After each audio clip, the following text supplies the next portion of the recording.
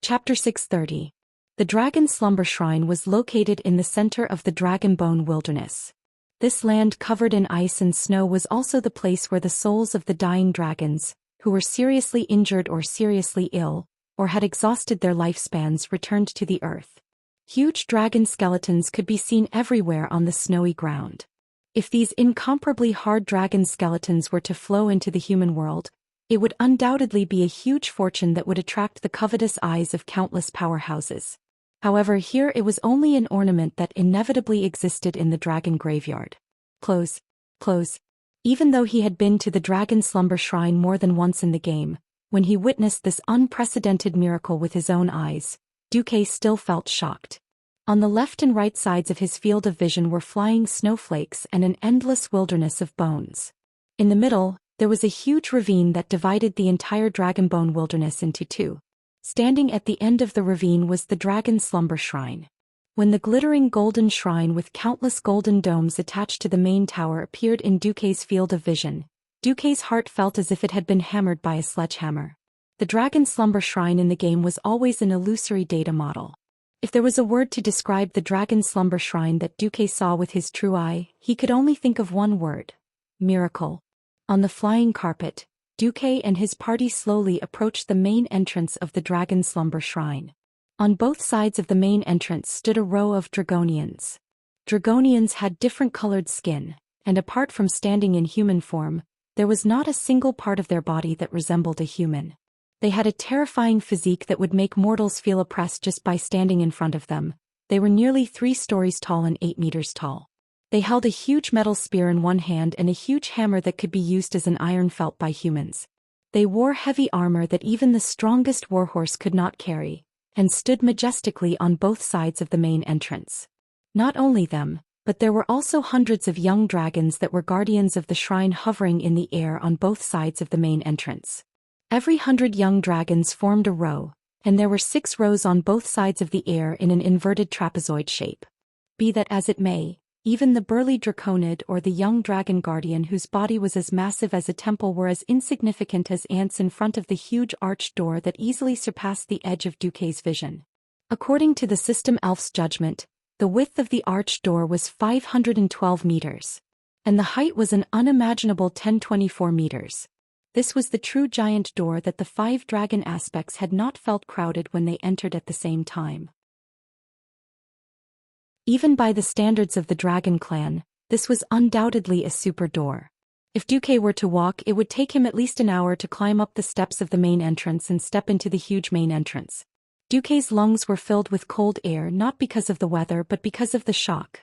He didn't even have the time to look at the relief sculptures on the roof and the huge pillars. Just looking at the roof of the Dragon Slumber Shrine that seemed to cover the entire sky, even a transmigrator like him who had seen the world couldn't help but want to worship this miraculous building. This was not something that science could do. From this, it could be deduced how amazing the power of the titans of creation was. Anglodis is mighty. A string of draconic words echoed in the shrine.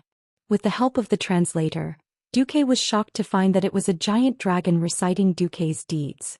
From discovering the conspiracy of the Black Dragon King, to sneaking into the Emerald Dream to summon Isra, to summoning the 3 dragon aspects, to killing his way into grim battle to save Alexstrasza, and finally to discovering Nesario again and looking for an opportunity to set up an ambush. Finally, he helped the Dragon Clan eliminate this great traitor who had been at large for 10,000 years. When this dragon language was recited, it was filled with a sense of mystery and a wonderful rhythm. It sounded like an elegant poem with cadence, not a pale and straightforward narration. Duque could clearly feel that the gazes of the draconids and dragon guardians had begun to change. There was doubt. There was disbelief. There was curiosity. But more than that, there was admiration. The Dragon Clan advocated force, but they also admired wisdom. If the 4 dragon kings could break the shackles of the demon's soul with their own strength, why couldn't they do it for the past 10,000 years? If the 4 dragon kings could easily kill the great traitor Nesario, why did they let him escape the last time? Through this introduction, the dragons began to understand that if there was any difference between the past and the present, it was because of the addition of Duke Marcus. These draconids and dragon guardians could not help but be in awe of Duque. After entering the huge shrine, They saw that the four-colored dragons had surrounded the square in the middle of the shrine in all directions. There was no lack of ancient dragons that were more than 50 meters long.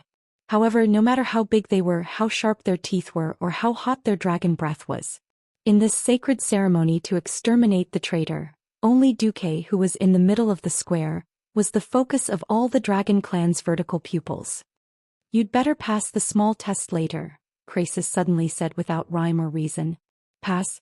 Pass what?" Roar. First, a large number of red dragons opened their sharp, scarlet mouths wide at Duque, and let out waves of terrifying dragon roars that sounded like a tsunami. As long as a dragon roared, there would be dragon might. The fierce pressure of a creature at the top of the food chain immediately made it difficult for Duque to breathe. It was as if two boulders were pressing down on Duque's chest. Every time he inhaled, the boulders would take the opportunity to press inward, and every time he exhaled he would have to face the counterattack of 100 kilograms of pressure. Roar. The bronze dragon roared. This time, Duque only felt that the pressure on his chest had increased by 100 kilograms. It was the kind of oppressive feeling that he could not bear even a little more pressure. However, the bronze dragon's roar had the feeling of pulling the weight of his past and future to the present all at once. That kind of pressure that seemed to be measured in tons almost made Duque spit out a mouthful of blood. Damn it! What are these big lizards trying to do? Almost subconsciously, Duque began to circulate his magic circuit, injecting magic into every muscle in his body, using magic to resist this increasingly strong pressure. Roar, roar, roar. Suddenly the blue dragons also roared. That strange roar seemed to be destroying the magic circuit in Duque's body with maximum power. If it were a weaker mage, their magic circuit would have been shattered instantly, and their magic would have gone berserk, causing their body to collapse and die. Fortunately, Duque had the help of the system elf. Under the dual active and passive control, Duque barely managed to fight the pressure from the dragon might to a standstill. Roar. The green dragon that had been silent also roared. Unlike the dragon might of other races, the green dragon's roar was not as domineering. It did not have the kind of momentum that could topple everything, but it had the exquisite and pervasive feeling of quicksilver spilling on the ground. The green dragon's roar was obviously eroding Duque's will.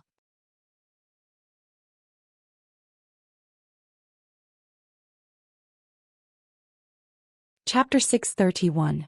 Duque felt like he was in a trance. If his willpower had been divided into two levels before, his would still be his, and the system elf would still be the system elf. But now what he felt was that the firebird's might of the four-colored dragons was like a hammer, pounding on the core of the subway. Hammering with willpower while constantly hammering at Duque's will, it also led to the sublimation of Duque's spiritual domain. And sublimation only needed an opportunity. Duque was not a native of Azeroth. He had not experienced a childhood where he had to deal with wolves and murlocs even in the supposedly most peaceful elven forest. He was just a college animal who grew up in a big city. This lack of experience made him destined to have a slightly weaker psychological endurance in the face of danger and pressure in battle. For example, he was always easily hit by the warlock's fear. Duque also had his advantages. He was a transmigrator who remembered the general situation. The experience of looking at the overall situation as an outsider gave him a sense of superiority that the natives could never understand. This mentality of standing at the top of the ecological chain and looking down like a god was his trump card. Duque suddenly became angry. Me. This. Bit. Small. Dragon. Forget. Me. Root. Onion. I am Duque. I am Duque who rose from nothing to become a hero of the Alliance and sat in the position of commander. I am Duque who killed hundreds of thousands of orcs, killed so many chiefs, made use of Ghoul, Dan to become rich and killed Nethario the Wing of Death. I am Duque who is determined to use Ragnaros, the King of Flames, as a lighter, and break and purify the Lich King's Frostmourne to use as an air conditioner in the future. The one and only Duque in the world. You little dragons who are only worthy of EXP actually dare to shout at me? Left. Words. Dragons might, right? Then don't blame me for being rude. System Elfie. Humph. It was a seemingly ordinary snort, but in the ears of the dragon race, it had a different meaning. The magic circuits in Duque's body were already a little chaotic, and the elements in the air seemed to have sensed Duque's aura and suddenly trembled. In the blink of an eye, the elements in the air appeared in 4 different colors and turned into 4 magic blades that could be seen by the naked eye. They slashed in all directions like lightning. At the same time, the magical elements that contained some kind of mysterious power suddenly flashed. Like waves stacking on top of each other, they rose to an even higher peak, bursting with endless power. Ancient dragon might. When the 4 types of magic radiance that corresponded to the 4-color dragon race slashed down, the young dragons were immediately scared out of their wits. Never in their wildest dreams would they have imagined that a mere human like Duque would actually be able to release an awe-inspiring might that rivaled that of an ancient colossal dragon. When the magic blade slashed down, they only felt one thing: death. Oh! The 3 dragon kings on the highest floor of the Dragon Slumber Godly Palace looked surprised at the same time. If it were the dragon ambassadors beside Duque, they would be horrified. Chi! The magic blade that Duque counterattacked was too fast.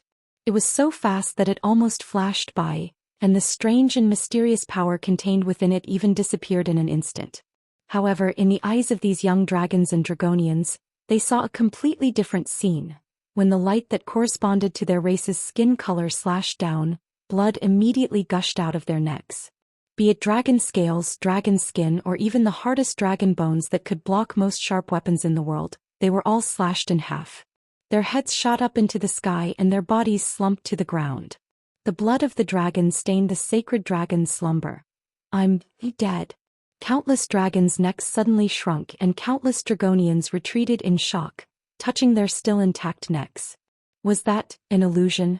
Although the blade radiance that was made of this aura only flashed for a moment, it was enough to scare every dragon out of their wits.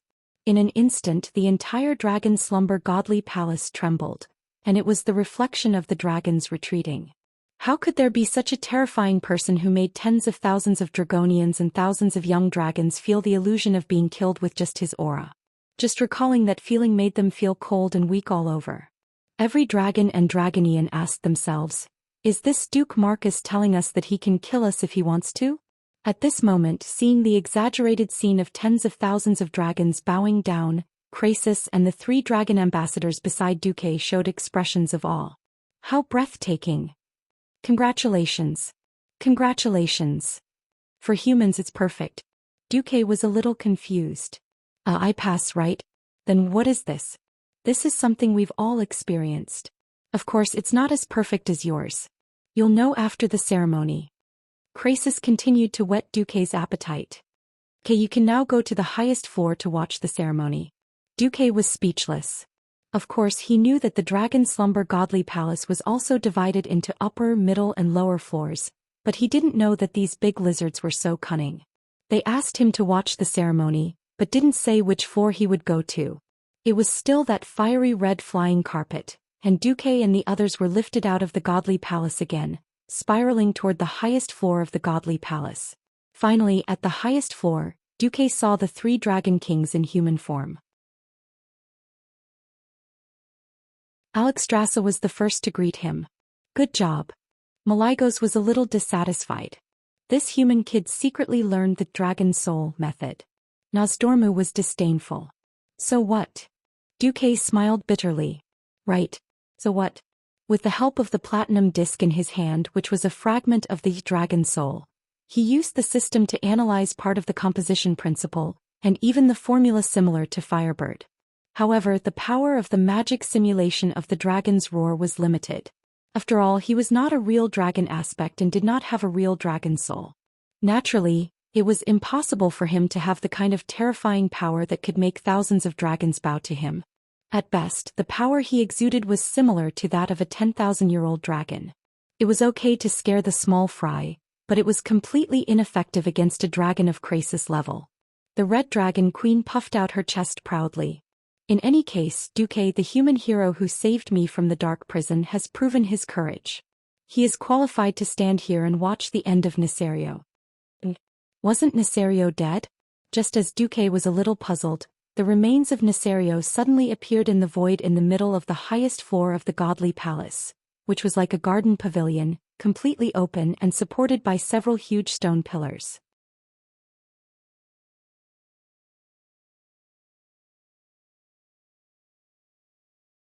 Chapter 632. The golden light of dawn shone into the highest level of the temple, illuminating the surroundings with a golden hue. However, the golden light could not penetrate the dark and special remains in the middle of the temple. The remaining dark aura was like a remnant bonfire half extinguished, still struggling in an attempt to pollute the light in this sacred place with the weak power of darkness. The remains that had lost their life for a full week were not floating quietly in mid-air. They seemed to be struggling. There was still a faint, constantly churning layer of black aura around the remains. At this time, on every pillar on the highest level of the temple, an illusory golden eye suddenly opened out of thin air. Dooku could clearly feel the countless gazes from the few golden eyes that were focused on him. This was the dragon race's mage eye. Not every dragon or dragon man was qualified to watch the ceremony at the highest level of the temple. In this way, they quietly watched the end of Neltharion. Under the watchful eyes of all the dragon descendants, a sphere shining with a strange light appeared outside Nesario's remains that were suspended in midair at the highest level. Like a horizontal line on the horizon, it divided the entire sphere into two. The upper half was gold that refracted the light of dawn, and the lower half was black like the distant starry sky. Whether it was the warm and genial golden light above or the deathly still black below, they both gave people the feeling that these two kinds of light represented the world. Dooku suddenly realized that the line was the boundary between life and death. A few cracks soon appeared on the sphere, and from time to time, small fragments peeled off the sphere with a slight tremor and dissipated into the air. The vibration of Nesario's remains suddenly became more intense, and a dragon's roar filled with endless hatred and resentment suddenly shook the entire temple. The voice of Nesario's soul actually sounded in the entire temple. Roar, no one can judge me, I am the supreme king of the dragon race. I am the purifier of the world. I am the only ruler of the new world. The dragon's remains floating in midair changed with the burst of sound waves. The separated dragon head and the ragged broken neck kept colliding as if trying to recombine. The huge black dragon head seemed to want to return to its original position, but no matter how hard it tried, it could not do so. Either the broken spine stabbed into the dragon's chin, or the dragon head rested on the shoulder next to its neck. Nesario seemed to be in great pain. He screamed and his body rolled. His dragon wings opened their hooked claws, as if he wanted to grab his head and make his body whole again.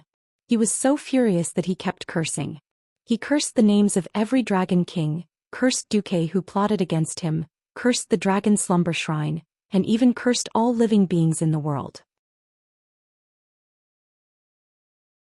For a moment, Dooku almost suspected that Nesario was really coming back to life.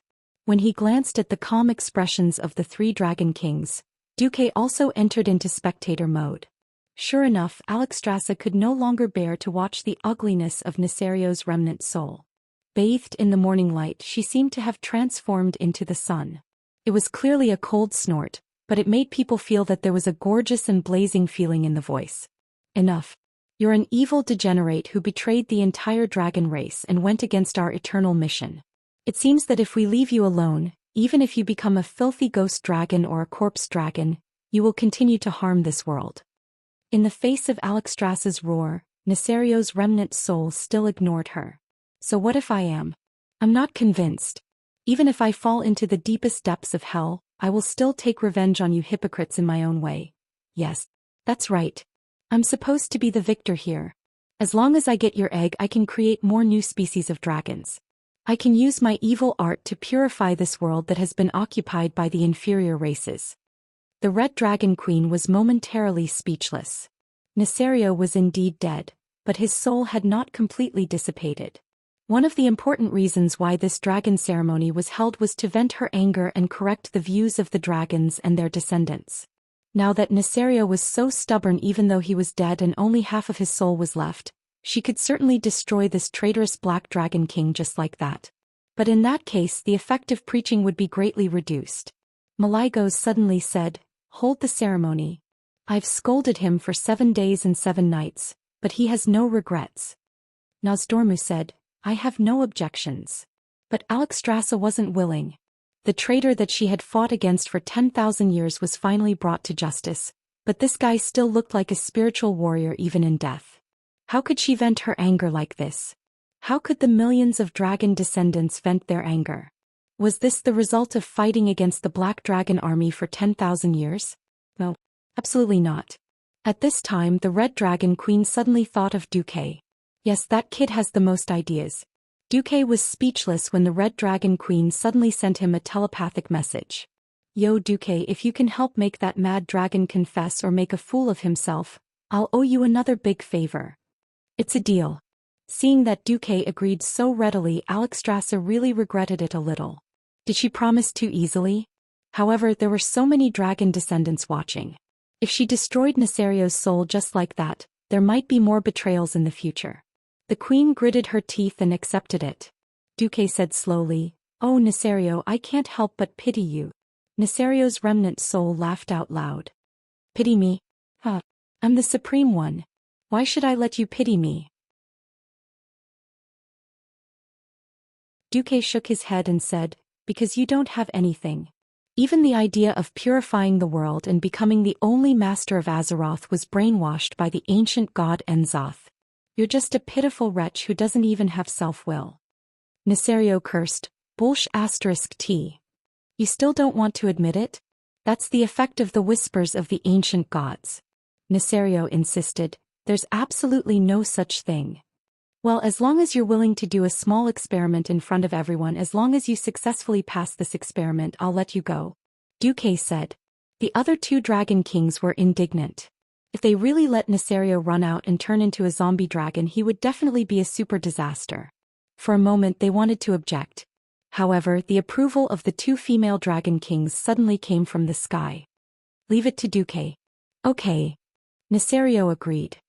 The experiment is very simple. As long as you repeat the sentence, "I don't have a brain," 1,000 times, then I'll ask you a question. If you can answer it correctly, you'll pass. So, I don't have a brain. I don't have a brain. I don't have a brain. The entire temple echoed with Nesario's brainwashing voice. The moment he repeated it 1,000 times, Duque suddenly shouted, "Nesario, do you have a brain?" Nesario replied without hesitation, "I don't have a brain." Pfft. Thousands of giant dragons spat out dragon breath.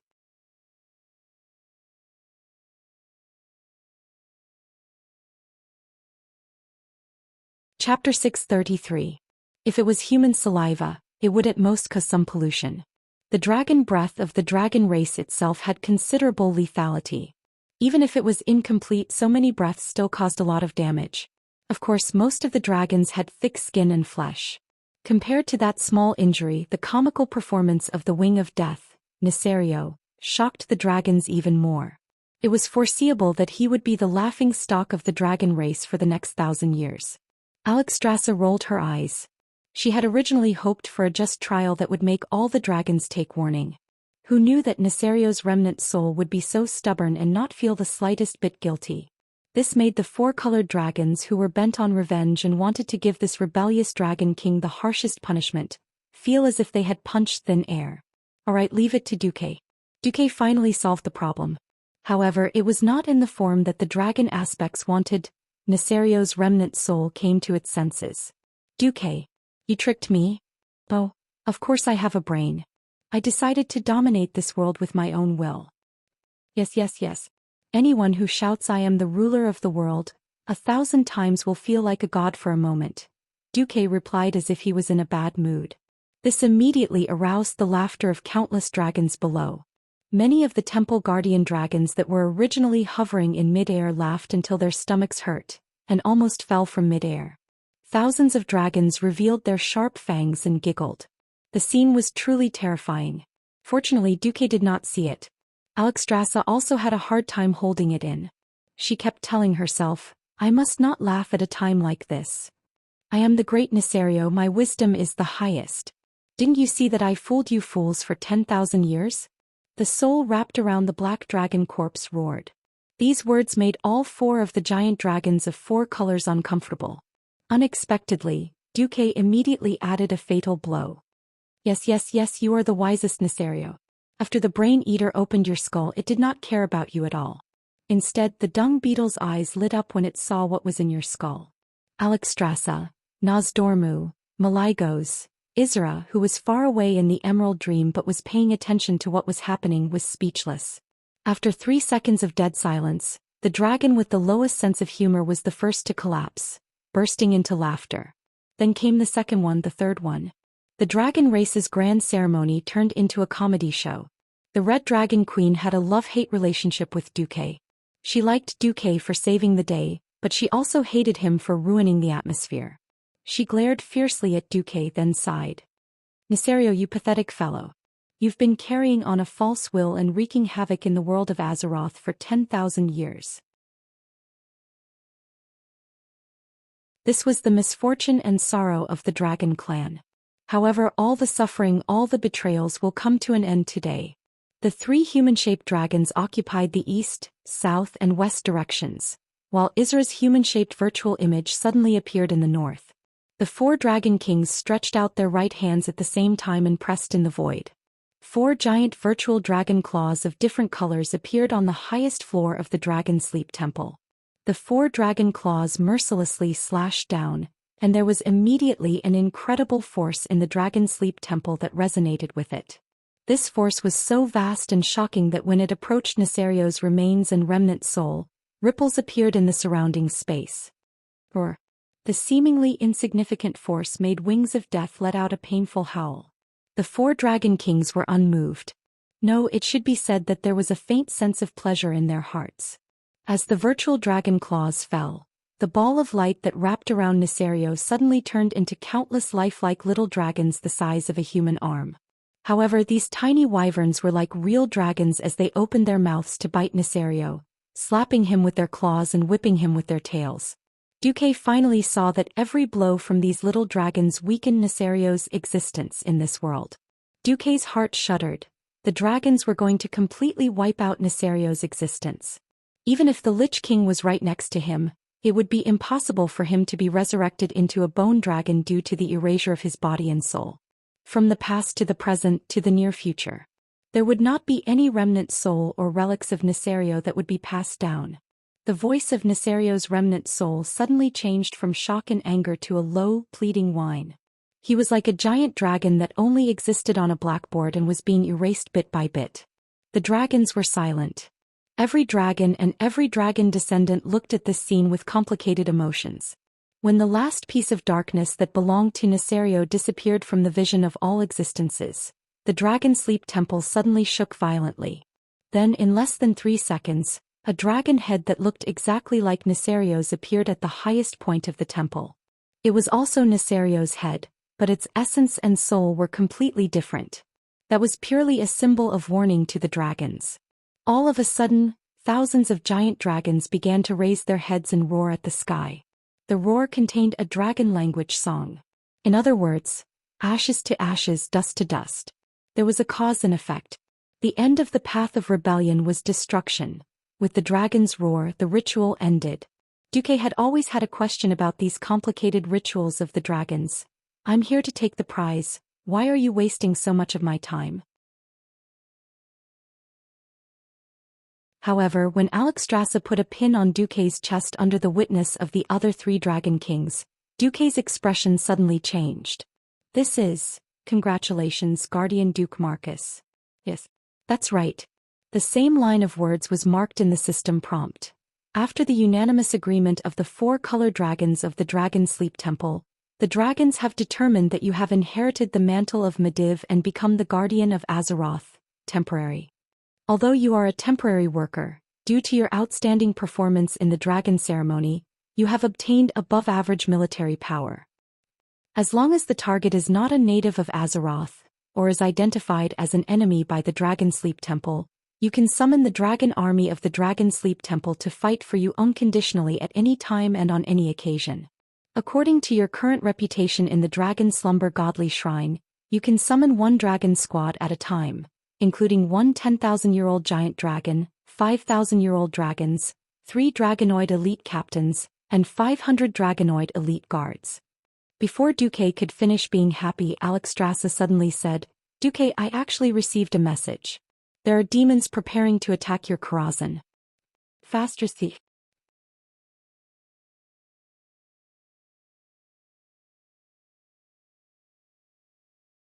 Chapter 634. Without the queen's reminder, Duque would not have realized that his nest was not only unstable, it was on fire.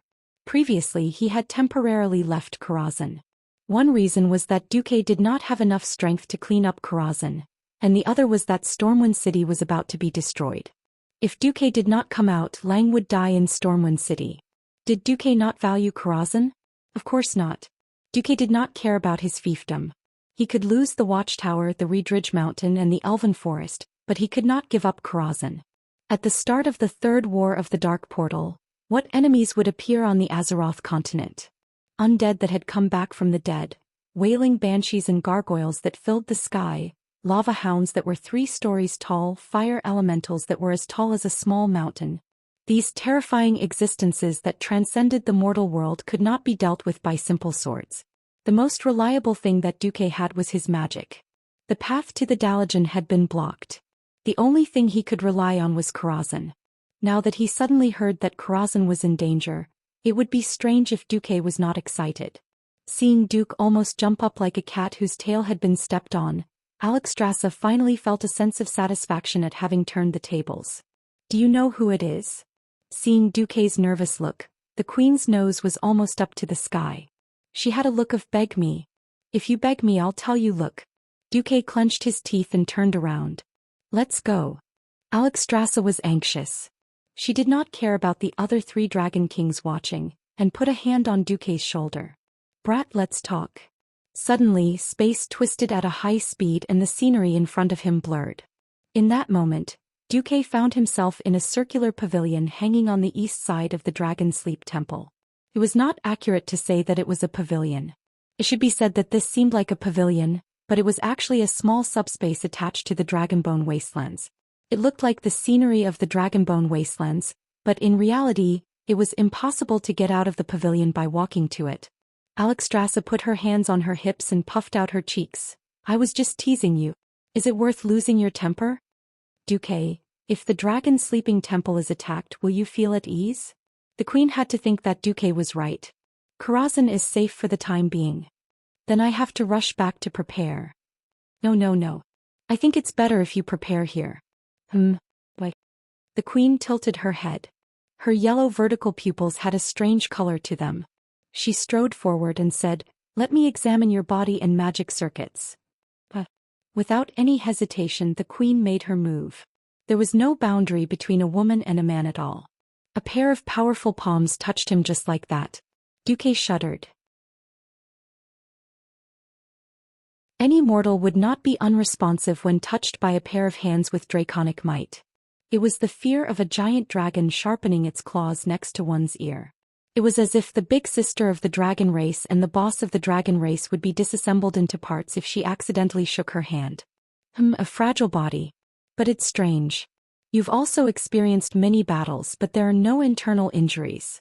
The shaping of the magic circuits is also very perfect. The queen frowned. I don't know if I should give you this advice, but after seeing your perfect use of the magic circuits, I think. What do you think? You can try asking Malygos for Light of the Stars and Moon. Light of the Stars and Moon?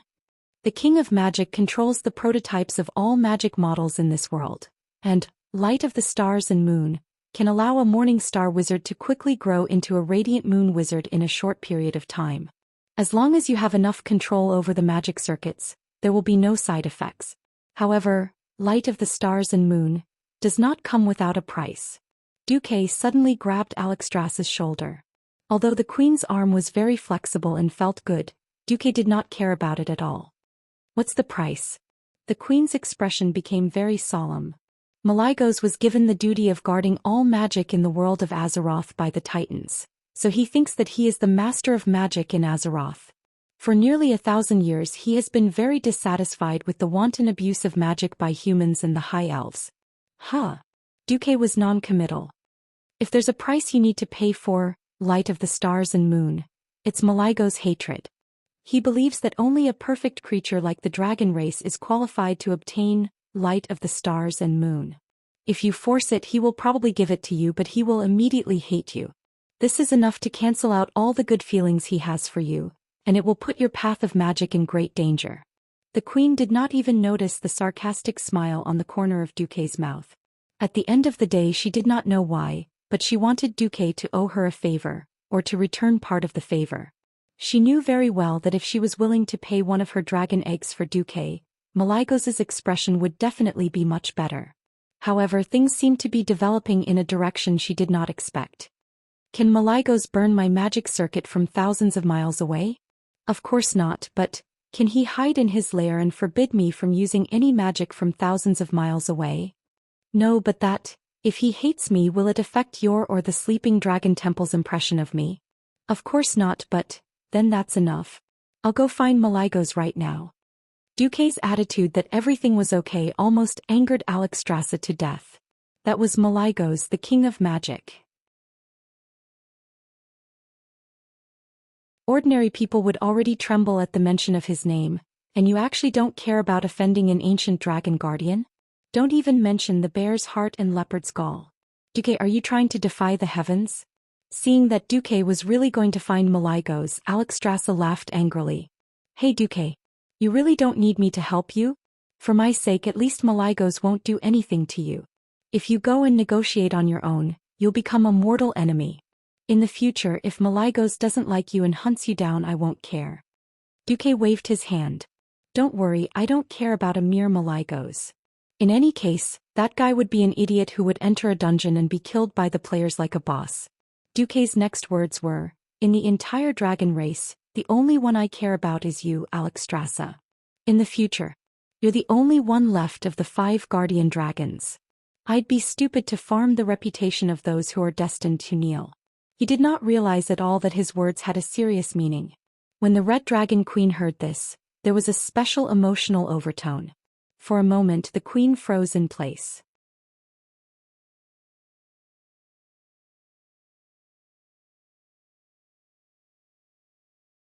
Chapter 635. Duque had underestimated the queen's love for her eggs. First of all, a rough man was destined to be unable to understand a woman's feelings. Even before transmigrating, not many women were willing to donate their eggs. Alexstrasza was not only a female dragon, but also a dragon queen with a god-level life ability. Her dragon eggs could even make the scarce and nearly extinct blue dragons flourish again. One could only imagine how precious such a dragon egg was. In the end, Alexstrasza told a small lie. If she used her dragon egg to exchange for it, not only could she avoid Malygos' wrath, but she could also exchange for a higher level, Breaking Dawn fire. As the name suggested, this meant that in addition to advancing to a Radiant Moon Mage, Duque could also lay the foundation for advancing to a Breaking Dawn Mage. In the world of magic, nothing could be achieved in a single leap, unless you had a god of magic as a parent. For example, Medivh had a guardian mother, Aegwynn. Apart from Medivh, which mage did not have stars in their eyes? They would either be like Antonidas until they had one foot in the coffin, or they would be like Khadgar in the original world, using countless near-death experiences in exchange for power. Even now, this opportunity to exchange for starfire was obtained by Duque at the cost of facing one of the strongest and evilest existences in the world, Nesario. The queen never expected. No, she was overthinking things. She thought that Duque was giving up the chance to step into the Breaking Dawn realm in order to protect her precious dragon egg. She couldn't help but have a good impression of him rise. Because of his ignorance, Duque was very calm. Under Alexstrasza's gaze, he actually went to look for Malygos. At the highest level of the Wormrest Shrine, Izrazil had already retreated. Nozdormu was using the power of time to rebuild Nesario's ashes into a model of Nesario's remains. Only Malygos had his eyes squinted as if he was pretending to sleep. In fact, he had a premonition that Duque would come to him for a reward. You're here. Malygos seemed to be struggling to keep his eyelids open. I'm here. Duque was indifferent. Come. Sure. A blue wave enveloped the man and the dragon, and in the blink of an eye, Duque found himself in another pavilion hanging outside the dragon slumber shrine. Evidently, the 5 dragon aspects each had their own independent space in the Wormrest Shrine. The space of Malygos, the king of magic, seemed a little different. If Alexstrasza had deliberately shrunk her space into a small room so that Duque wouldn't feel uncomfortable, then Malygos was just showing Duque the original space. It was a huge space with a diameter of at least 10 kilometers. Duque was on a lone island in the middle of the Azure Ocean. There was nothing around him except seawater. In the sky, there seemed to be a supreme existence of divine might.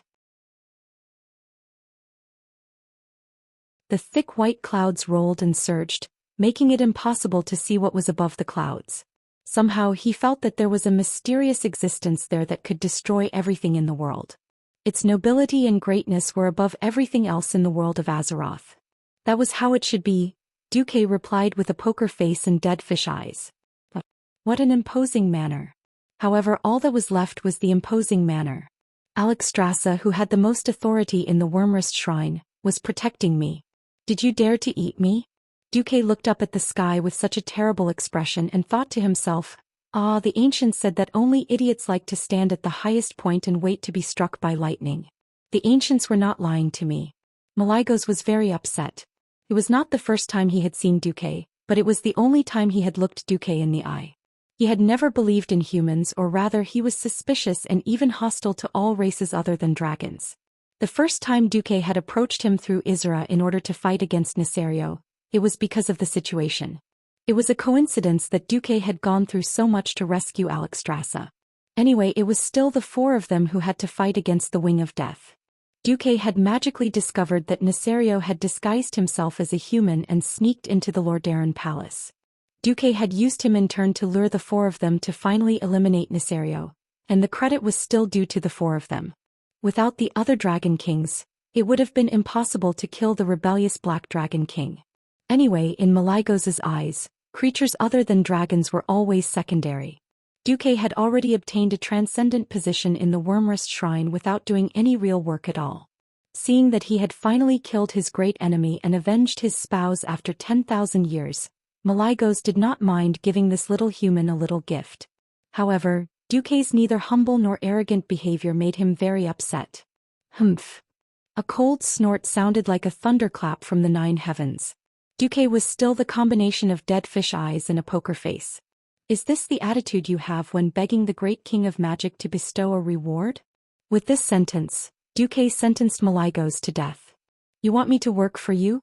You've taken your revenge and vented your anger, and you still have the nerve to make things difficult for me? You don't want to give me a reward, right? Hehe. When you become a boss later, I'll get rid of you and take it myself. Duque cursed in his heart while expressing his attitude. Hehe, you can choose not to give it. If not, then I'll leave first. Can you please open a spatial door? Duque's casual attitude made Malygos even more angry. Insignificant human. Recognize your identity.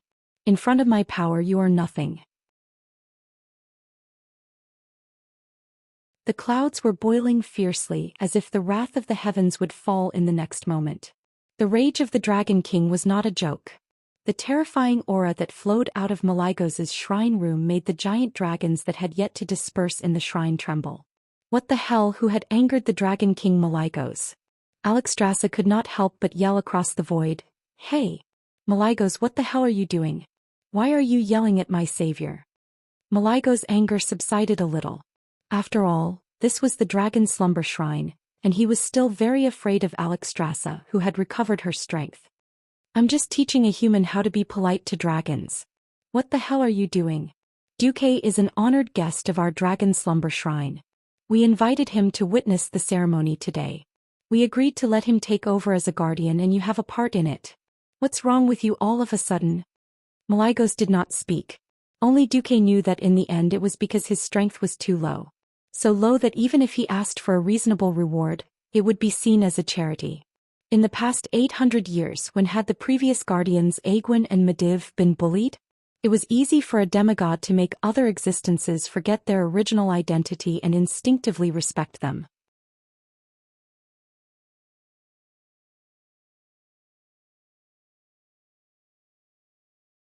Chapter 636. Come to think of it, Duque was a mere Morningstar mage, but he had managed to kill the greatest nightmare of the dragons in 10,000 years, the demigod Nesario. It would be unreasonable for the other dragons not to be jealous. Was there anything more heaven-defying than Duque's feat in this world? Of course there was a deeper reason. Malygos had not finished venting his anger. He had once been the strongest of the 5 dragon aspects, but his wife, child, and almost all his subordinates had died in one go. He had been a single dog, no, a single dragon for 10,000 years.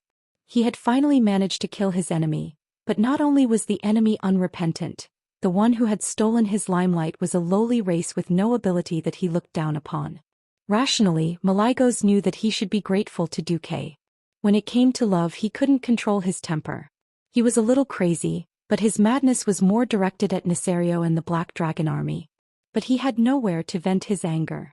He could not attack his own people. Duque, who had appeared in front of him, felt like he had been implicated. After slightly intimidating Malygos, Alexstrasza quickly smoothed things over and sent a secret message to Duque. Sorry, Duque, he wasn't like this before. He used to be very happy and cheerful and did not mind spreading magic to other races.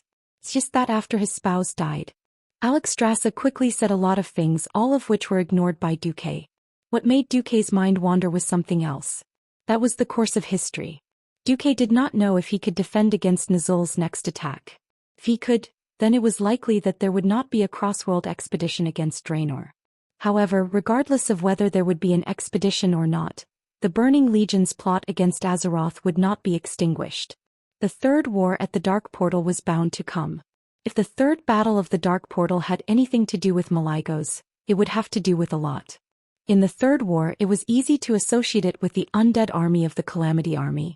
However, without the Ice Dragon army, which was the pinnacle of the undead army, no matter how many skeletons and zombies the humans turned into, they would be nothing in the face of true extraordinary power. It was just that there were too many of them and it was more troublesome. Yes, it was just that troublesome.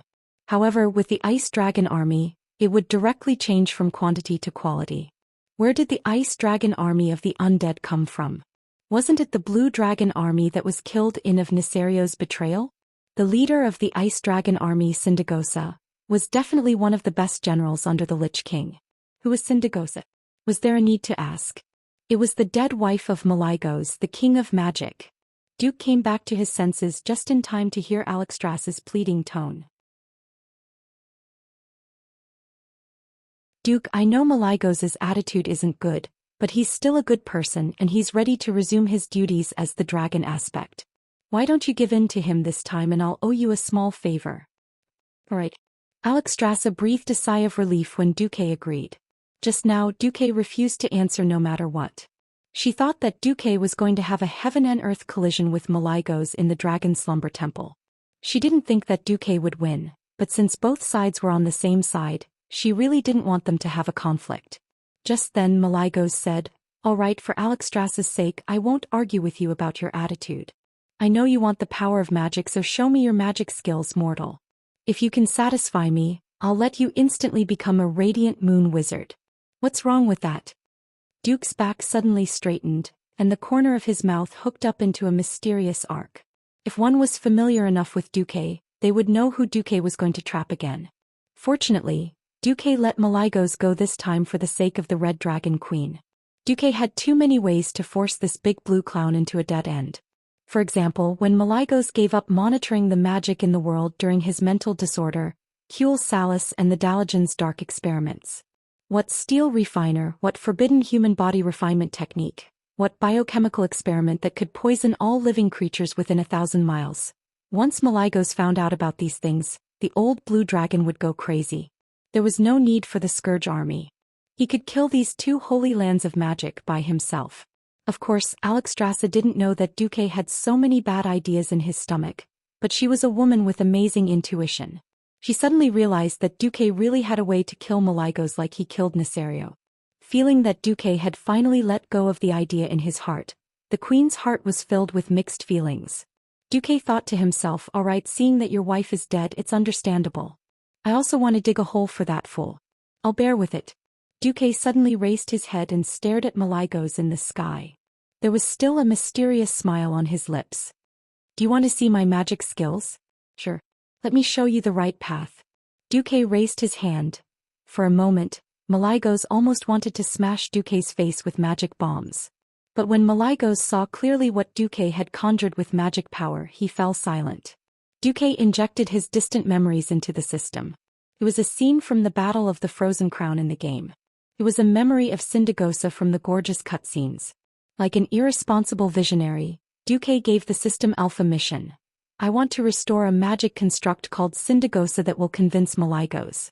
Then the system elf perfectly injected bones, tendons, blood and flesh into Duque's fantasy.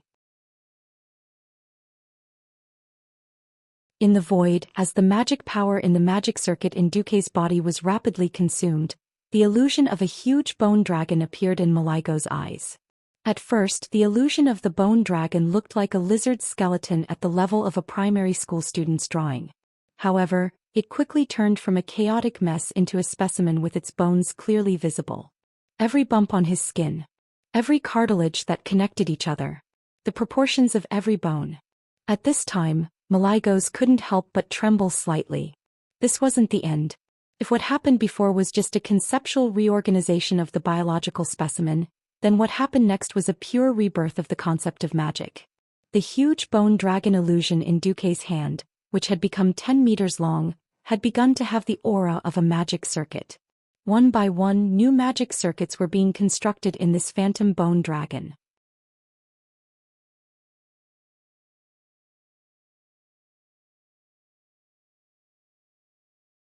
Chapter 637. Duque could actually construct a new magic circuit in an illusion that he had created out of thin air. Many dragon geniuses had trouble constructing a good magic circuit in the body that they were most familiar with, not to mention constructing a magic circuit in an illusion that they were not even familiar with. And from the looks of it, Duque was not making it up. This was because there was an aura that Malaigos was extremely familiar with flowing in the newly born magic circuit. It was the aura of Syndagosa's most specialized frost magic circuit. How could you possibly know what Syndagosa was good at? In the independent space of the temple, the rolling clouds in the sky had already solidified. Similarly, the expression of Malaigos, who had poked his head out of the clouds, had also solidified. Neltharion's betrayal 10,000 years ago was the greatest shame of the dragons of Azeroth. Even in the records of the dragons, only the names and numbers of the dead were recorded. Other than those ancient dragons that could be counted, no one would know anything about the Blue Dragon Queen.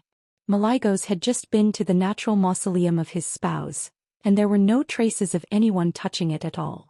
Then how did Duque know that Syndagosa was a frost dragon, and not an all-elemental dragon like him? Did Alexstrasza tell Duque? Duque's performance continued. Not only did the body of the bone dragon, which was almost identical to Syndagosa, begin to be surrounded by magic circuits, but white muscles could also be seen growing on the white bones, which were becoming thicker and thicker. Every layer of flesh and blood covered the dragon's body would have a corresponding bloodline and magic circuit. The mana in Duque's body continued to be consumed, but with the help of the system elf, not even the slightest bit of mana was wasted. Every bit of mana was used to create the illusory Syndagosa. This move of Duque's was almost a materialization of his imagination. Under his control, the body of the blue dragon continued to grow, becoming more than 50 meters long. When he finished constructing the flesh and blood, a layer of unbelievably beautiful blue dragon skin and scales began to cover the flesh and blood. At the same time, smaller and finer branches of magic circuits were also being laid down. Seeing this, Malaigos's heart skipped a beat. Humans and high elves were very superficial in the use of magic. It was already impressive that they were able to construct a few large magic cycles in their bodies and form a circuit. They could not care about the minor details at all. Not to mention control, they might not even be able to sense it on their own. However, they did not know that this level of control was necessary for a powerful spellcaster. How could a main circuit with 36 branches of the same thickness compare with a main circuit with 108 branches of the same thickness? It was not just the number and thickness of the branches, but also whether or not they could build a filter to filter out the impurities in the circuit, and how to circulate the pure magic power and discharge the impurities. Everything was necessary for a real senior rank sorcerer. Be it humans or elves, those Radiant Moon mages had actually done all of this intentionally or unintentionally. Only then did they have the perfect magic circuit that countless mages envied and hated. That was why Malaigos was inexplicably surprised. How could Duque use such low mana to perform micro-operations that even those with abundant mana couldn't do? Soon Malaigos could not be bothered to look at all this. Looking at this illusory blue dragon that had the same appearance as his former spouse, Malygos could not help but mutter his spouse's name, Sindagosa. The illusion in front of him was so realistic, and the mana flowing in the illusion was so familiar and nostalgic. He almost thought that his spouse, who had slept for 10,000 years, had awakened and obtained a new life. Normally, Malygos would have taken it as Duke's blasphemy against his mate. But when he asked Duque to display his talent in magic, he saw his former spouse. Malygos had mixed feelings. There were no words. Naturally, there was no familiar voice or smile. Even so, Malygos still felt that a part of his heart that had been missing for 10,000 years had been mended and healed. He suddenly realized that Duque seemed to have played a more important role in this revenge plan than he had imagined.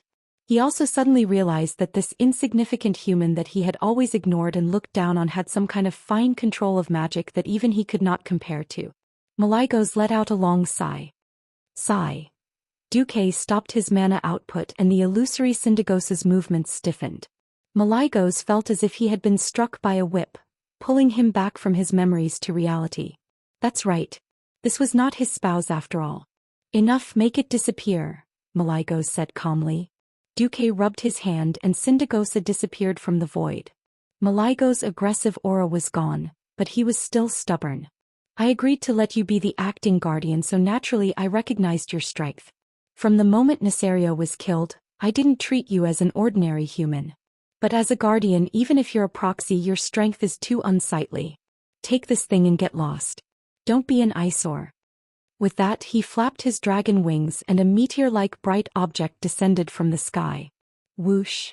With a sharp sound of breaking wind, it was clearly going to smash Duque's head open, but the moment Duque dodged, it was fixed at a place less than 3 centimeters in front of Duque's eyebrows. Faster, thief. You did it on purpose. Malygos returned a contemptuous look. Yes. I did it on purpose. Fine, you win. I've earned my moral integrity by showing off my muscles. What strife? Why not? Duque grabbed the light of the stars and moon that was floating in front of his eyebrows. He had wanted to ask Malygos how to use this thing. There was no need to ask immediately. The moment he grabbed it, the light of the stars and moon, which was emitting a mysterious glow, fused into his palm and rushed into his magic circuit with a domineering aura. Ba-thump. Duque clearly heard the incomparably strong beating of his heart. Ba-thump. It was the sound of his heartbeat suddenly slowing down by 10 times. It was like a drum that had been stretched out countless times. That feeling made Duque feel very strange. The next second, Duque suddenly let out a scream. He felt as if a huge ball of blood the size of a tennis ball was being pumped out of his aorta.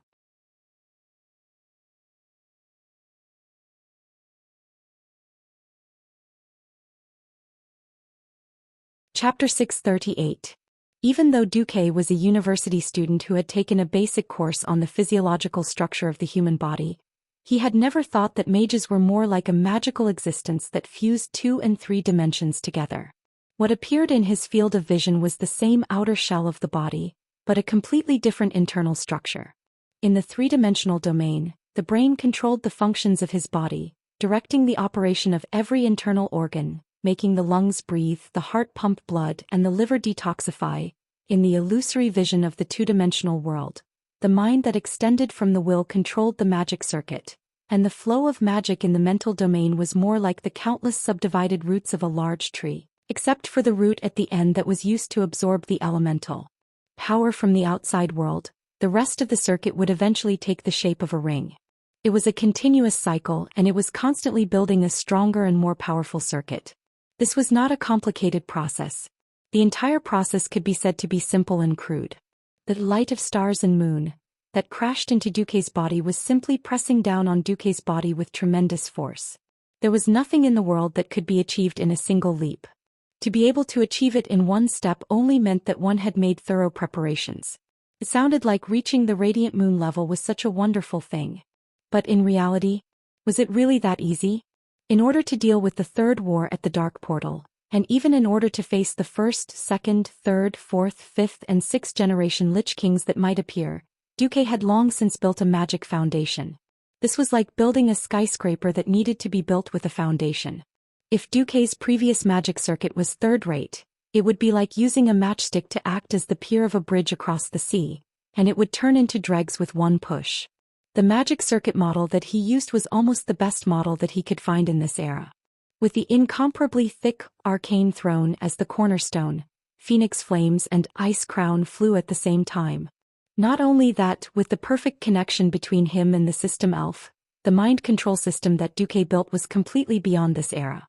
Precisely because he was clear about the development of mages in the original history, as well as the usage and power of new magic, Duque's creation of the magic circuit was expansive. He strived to make sure that the magic flowing in the circuit was pure enough and that a perfect balance between the three types of magic could be achieved, which was in line with the magic rules of this world. Duque's eyes were flashing with arcane brilliance as he looked into his body. Although the light of stars and moon was very rough, the magic circuit that was expanding and thickening showed unparalleled flexibility. The inner wall of the aging magic circuit was peeling off rapidly, and the residue that had lost its purpose flowed along with the high-speed impact of the magic power to the smaller, finer end branches of the circuit, and was expelled from the body through the root-like filaments. The walls of the circuits in his body were like a sponge, greedily absorbing the light of the stars and moon that came from outside his body. The new light spread to every circuit in his body along with the flow of magic power. It was a strange beauty of the rising sun, dispelling all the darkness on the earth and replacing everything with light. At this moment, Duque suddenly ran into trouble. When the power of light of the stars and moon broke into the circuits of Arcane Throne and Crown of Ice, there was no problem. But Phoenix Flame didn't seem to match. It wasn't that Maligos had tricked Duque. Light of the stars and moon, as the original magic power of the world of Azeroth, could perfectly match it as long as it was the magic power system of this world. What was wrong was the environment here. This was the Dragon Sleep Temple. It was fine if it was a neutral power, but wasn't advancing the power of the Phoenix in the Dragon Sleep Temple, which was the holy land of the dragons. As if provoked, the power of the Dragon Sleep Temple began to invade Duque's body in turn. Its purpose was very clear: to destroy the magic circuit of the Phoenix that had provoked the power of the dragons. The dragon power that came from all directions carried a faint draconic might, and it not only continuously impacted the barrier of Duque's consciousness. It also crazily destroyed everything related to the Phoenix, the circuit, magic power, and the body cells that were permeated with the power of the Phoenix flame. At this moment, Duque was almost against the mysterious power of the entire Dragon Sleep Temple. Ugh! Caught off guard, Duque vomited a large mouthful of blood on the spot. Not good. I miscalculated. Maligos's eyelids twitched. At this moment he was hesitant. As the king of magic, he certainly understood what had happened to Duque. If he didn't do anything, Duque's circuit would collapse and he would become a useless person in the world of magic. He hesitated for a tenth of a second, but he still stretched out his claws and was ready to help Duque. Whether it was for public or private reasons, he couldn't let Duque die here. However, there was an existence faster than him. As the big sister of the dragon aspects, Alchemy ignored his will and forcibly broke through his space. Of course, this had a lot to do with him not objecting. This also reflected the importance of Duque in her eyes. She actually rushed in at the risk of falling out with Maligos. Idiot! Give up your Phoenix circuit, I'll give you something better. As she spoke, Alchemy pressed a powerful palm on Duque's back. This time, Duque truly saw how terrifying the strength of the top existences in this world was. He believed that the mental barrier that he and the system elf had figured out together was very complete. This was already layered, and just looking at it made his scalp tingle. According to military theory, this not only had crossfire cover, but it also took into account the characteristics of flexibility and sturdiness. Duque thought that this was the Maginot line of defense in the world of magic. However, under the attack of the Red Dragon Queen, such an incomparably complex mental defense collapsed like melting snow. She didn't have that kind of patience. Her method was simpler and more violent. In the first contact, she found the attribute of the mental power in the mental barrier and directly dissolved it with the corresponding attribute. You are the 5 elements. She is the reverse 5 elements. She directly erased the mental attribute on your mental barrier and decomposed the willpower into the most primitive divine thoughts. If she had the intention to harm Duque, Duque would be an idiot by now. Obviously she wasn't. The flames were clearly violent and wanton. After Alexstrasza took over part of Duque's mental control, she decisively blew up the phoenix circuit in Duque's body and expelled it all out. Duque spat out another mouthful of blood. What was even more strange was that as soon as this mouthful of blood left his lips, it turned into a turbid flame and disappeared. Duque could see that, starting from his heart, there were hundreds of thousands of golden threads spreading out from his heart like tree roots. After reaching various parts of the body like blood vessels, they formed interlocking rings like veins that could recycle waste and return to the heart.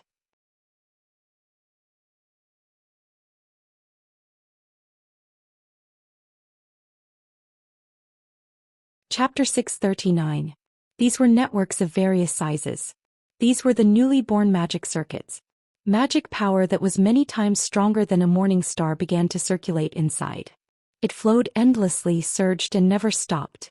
Even if Duque's life stopped, as long as there was still a will controlling it, the magic circuits could still operate endlessly and eternally.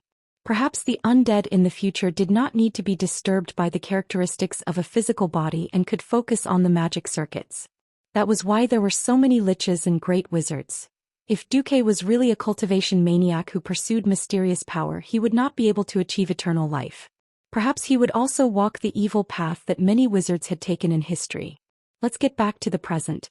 After Alexstrasza destroyed his Phoenix Flames magic circuit, Duque's situation did not completely improve. Instead, it showed signs of worsening.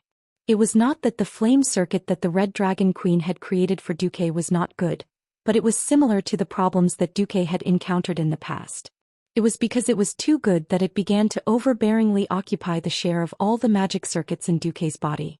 Alexstrasza frowned. She had also discovered the problem. She could build all of Duque's magic circuits according to the template she could make, but this would cause Duque's attributes to go from a perfect balance of multiple attributes to a single fire attribute. In the future, Duque could only mix fire. At some point, Maligos came before the human and dragon. Alexstrasza, is this human very important to you? The queen gritted her teeth and nodded. Recalling the bits and pieces of Duque, Maligos rarely changed his view of humans. Perhaps I really underestimated the usefulness of this human? Perhaps you owe me a favor. With that, the humanoid Maligos extended his hand to Duque. His hand met Alexstrasza's and pressed on Duque's chest. It was also a magical concept invasion, but the circuit that was replaced this time was different.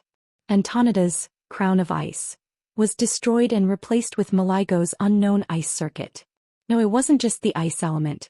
Even Duque's arcane throne was being modified. It continued to expand and expand. It was a terrible feeling. Duque opened his mouth wide, and his jaw was so wide that his throat could be seen. He wanted to shout, he wanted to roar, but he couldn't utter a single word. Behind was fire and in front was ice. This was the true meaning of ice and fire. However, in order to endure the two heavens of ice and fire, one's body had to be strong enough. The system notification rang out non-stop. Warning. Warning. Extremely powerful fire and ice magic circuit patterns discovered. The two magic circuit models demanded a high amount of magic power from the Olympian mathematical circuit. Correspondingly, the power will also increase correspondingly. Duque clenched his teeth and roared in the spiritual world, "Damn you! I'm not afraid of you. System Elf. Reverse calculate the arcane circuit model that satisfies both magic circuits at the same time." The system calculated at super high speed. In less than 20 milliseconds, the calculation results came out. The calculation results are here, but it is seriously not recommended for the host to try based on this, because according to the calculations, the magic power gap is as high as 369%. Do it. Host, I seriously don't recommend. Do it. My magic power is not enough, but it doesn't mean that the two big bosses don't have enough magic power. If it were anyone else, or if it were in the past, Duque would be courting death by doing this, and it would be the kind of courting death that he brought upon himself. But it was different now. In a sense, this was more like an unkind way of demanding repayment for kindness. Human relationships were very mysterious. Blindly giving without asking for anything in return might make the other party very grateful at first, but after a long time, it would make the other party feel an unequal sense of loss. Just like Alexstrasza, she was the noble dragon queen, controlled supreme power, and had thousands of red dragons and dragonoid warriors under her command. During this period of time, it always gave her a sense of frustration that she couldn't help because of the restrictions of the rules or for other reasons. Help me. Strictly speaking, Duque didn't say these two words. Don't forget who were in front of and behind him. The two dragon kings. At such a close distance, any small movement of Duque, or even the unnatural vibration in the air, would be sensed by them. In fact, if Duque didn't choose to construct the arcane circuit as the foundation, Malygos almost wanted to force the magic circuit that he thought was suitable to Duque. Although the circuit that he forced into the past was definitely not as good as the one that Duque created according to the situation, it would at least match the magic circuit that he and Alexstrasza sent out. Now, under such circumstances, Duque actually told them the arcane circuit model to be strengthened through the spiritual connection. Malygos couldn't help but look at Duque in a higher light. It was the same for the King of Magic and it was the same for the Life Giver.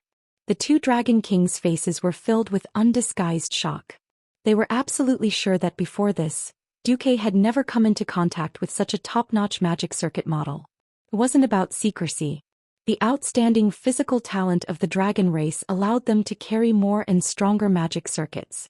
In a sense, the magic circuit models that humans and elves came into contact with were emasculated versions that had been repeatedly weakened so that humans and elves could afford them. Secondly, to create such a powerful magic circuit, it also required an astronomical amount of magic power for humans. Most mortals wouldn't even consider this direction. For example, Sun King Anastrian used the power of the sun well to charge up. Without deducing how to use this power, how could he create the corresponding magic circuit model? In such a short time, not only did Duque deduce it, but in the eyes of the two Dragon Kings, this model was even more perfect than the models they could imagine and more suitable for Duque's body. They sucked in a breath of cold air. So there are real geniuses among humans. The two Dragon Kings thought at the same time. They looked at each other and immediately injected magic power without hesitation. This was the invasion of magic power, and it was almost a reverse of primary and secondary cooperation. The golden flame magic power and the pure white frost magic power each drew a circle in Duque's body. On the other side, there was an additional pure arcane power that passed through Duque's body and was mobilized to the place that Duque wanted.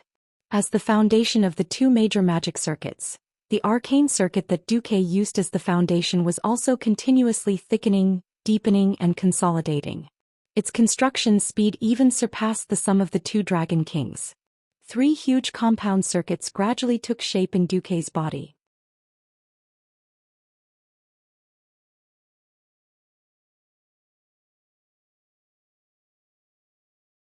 Chapter 640.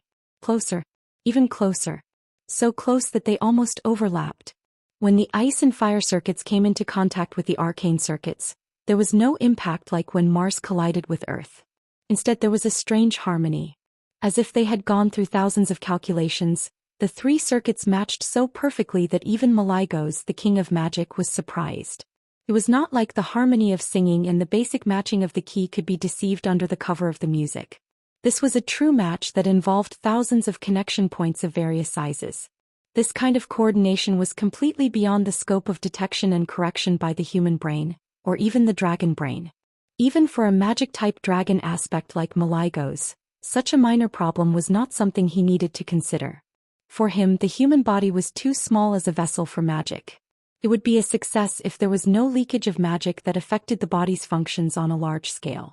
However, there was no huge impact this time, nor was there any stiff feeling of mana splattering due to the mismatch. It was a complete fusion of water and milk.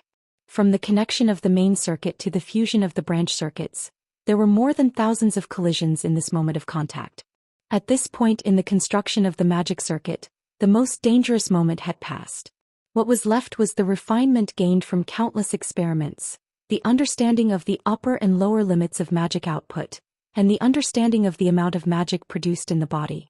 Of course, in the eyes of the two Dragon Kings, this was all that the light of the stars and moon could do. They did not expect that Duque did not stop there. Malygos was the first to discover the problem. Duque's magic circuit was too large even for a radiant moon wizard. Magic circuits were not static things. Wizards would further expand the circuit according to their casting needs. In other words, some branches that would affect the stability of the main circuit would be cut off. This kid, Duque, was obviously building his magic circuit with a Breaking Dawn wizard as the standard. He's really ambitious. Malygos could not help but laugh. Isn't that so? Without enough ambition, who would think of plotting against Nesario with the level of a Morningstar wizard? Alexstrasza smiled like a flower. You still want me to help him further? Malygos was a little displeased. Favors could not be owed endlessly. It was like a person who borrowed 1,000,000 yuan from the bank, and then immediately borrowed another 100,000,000 yuan. Insatiable greed would be hated. At that moment Duque, whose body was starting to stabilize, revealed what he had been plotting for a long time. I have news that a demon specializing in necromancy has his eyes on Syndagosa's remains. He probably wants to use dark magic to make Syndagosa into a bone dragon. Who dares? Like a dog whose tail had been stepped on, Malygos immediately blew his beard and glared. The commander of the Burning Legion, the deceiver Kill, Jaden. Duque slowly slandered Chairman Dan. I'm not lying. In the future, when the Lich King resurrects Syndagosa and builds the Scourge army, wouldn't it be Kill Jaden's idea? At this time, it was of utmost importance to have someone to speak up for him. Alexstrasza said, It's been 10,000 years. In the past you didn't let Syndagosa return to the Dragonbone Waste because of Neltharion's hatred. Now that everything is over, it's only right to bring her and the remains of the other blue dragons back. The Dragonbone Waste was equivalent to the ancestral graves of the dragons. The ancestral graves were guarded by guardians. Malygos glanced at Duque. Alright, you're right. Now you and I are even. With that, Malygos casually threw a spot of light into Duque's arms. He saw the system prompt. Congratulations, host. You have obtained the Fire of Breaking Dawn, temporarily sealed, will be unsealed when your strength is sufficient. This is an extremely rare treasure in the world. With it, you will no longer have any obstacles in stepping into the Breaking Dawn realm. Duque was smashed by this sudden huge meat pie. He was in a state of blissful stupor and felt dizzy. Whether it was the possible Draenor expedition or the destined Third War of the Dark Portal, the power of mortals was no longer reliable. War was no longer something that could be settled by piling up the power of mortals. Only extraordinary power was the most reliable. Now it was like a pillow when he was sleepy. Duque didn't have a good impression of Malygos at first. Now even if this old blue dragon was a male, Duque had the urge to kiss him a few times. Suddenly, Duque's entire body was turned around. The first thing that came into view was that beautiful face with a hint of slyness. Yo, no need to thank him. Just thank me. The Red Dragon Queen puffed out the pair of giant cats in front of her chest and then made a proud expression. Damn, I was quite touched just now. Now I don't feel anything. Duque was also speechless towards this ancient female dragon who made him feel angry and funny at the same time. She also didn't seem to understand the ways of the world. Are you trying to say that the debt between us is also settled? Duque touched his nose. Alexstrasza displayed her proud queen's demeanor. She elegantly pressed her right hand on her sexy collarbone and raised her chin slightly. Her golden vertical pupils flashed with pride. How is that possible? Saving my dragon egg, freeing me from my painful captivity. How can the insignificant light of stars and moon, and breaking dawn fire, compare? Don't tell me that someone as powerful as me is worth the same as a mere human breaking dawn wizard? Alright, what you said makes sense. I don't mind if you continue to owe me a favor. Duque rolled his eyes and shrugged. After nagging the queen for a while, Duque began to calm down and carefully feel the surging mana that had risen to the next level. A day later, a piece of news shocked the entire Lordaeron. The 17-year-old Duke Marcus had suddenly become a Radiant Moon wizard. The moment Duque stepped out of the portal, all the high-ranked wizards in Lordaeron sensed it. Morning stars, as the name suggested, were the radiance of their power. In the eyes of others they were just the light of the stars. Even though they had the ability to generate mana, it was extremely limited. Radiant Moon was a completely different concept. Not to mention the quality, just the quantity alone was more than 100 levels higher than a morning star. On a cloudless night one could ignore the stars in the sky, but definitely not the moon that hung high in the sky. This was especially so when the Radiant Moon Great Wizard who was protecting Tarina's told him about Duque's advancement. He was stunned for a long time. Because be it humans, dwarves, or high elves, any Radiant Moon Wizard would be respectfully addressed as Great Wizard.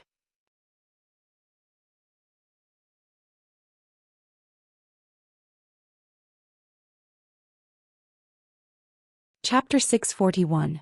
A 17-year-old Archmage. Any mage who reached the Archmage level would definitely become an honored guest of any kingdom. He became a great wizard at the age of 17, and he was the only one in the past 1,000 years apart from Medivh. Countless people were so shocked that they lost their ability to speak. Isn't this too ridiculous? King Salas Trollbane was silent for a long time.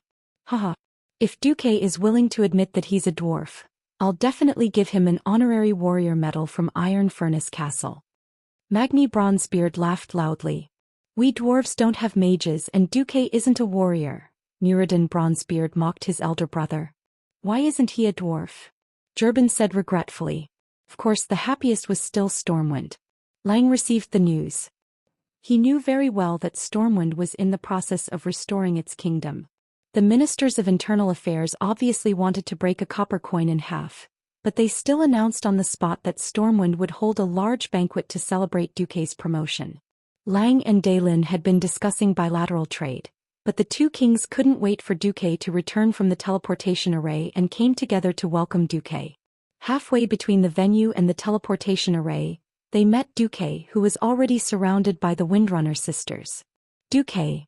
Lang was overjoyed. Weren't you going to the Dragon's Slumber Temple's ceremony? Why did you suddenly promote? I'm curious too, Daylin said. Duque sighed. Sigh, the Blue Dragon King Maligos is very grateful that I helped him avenge his wife's death.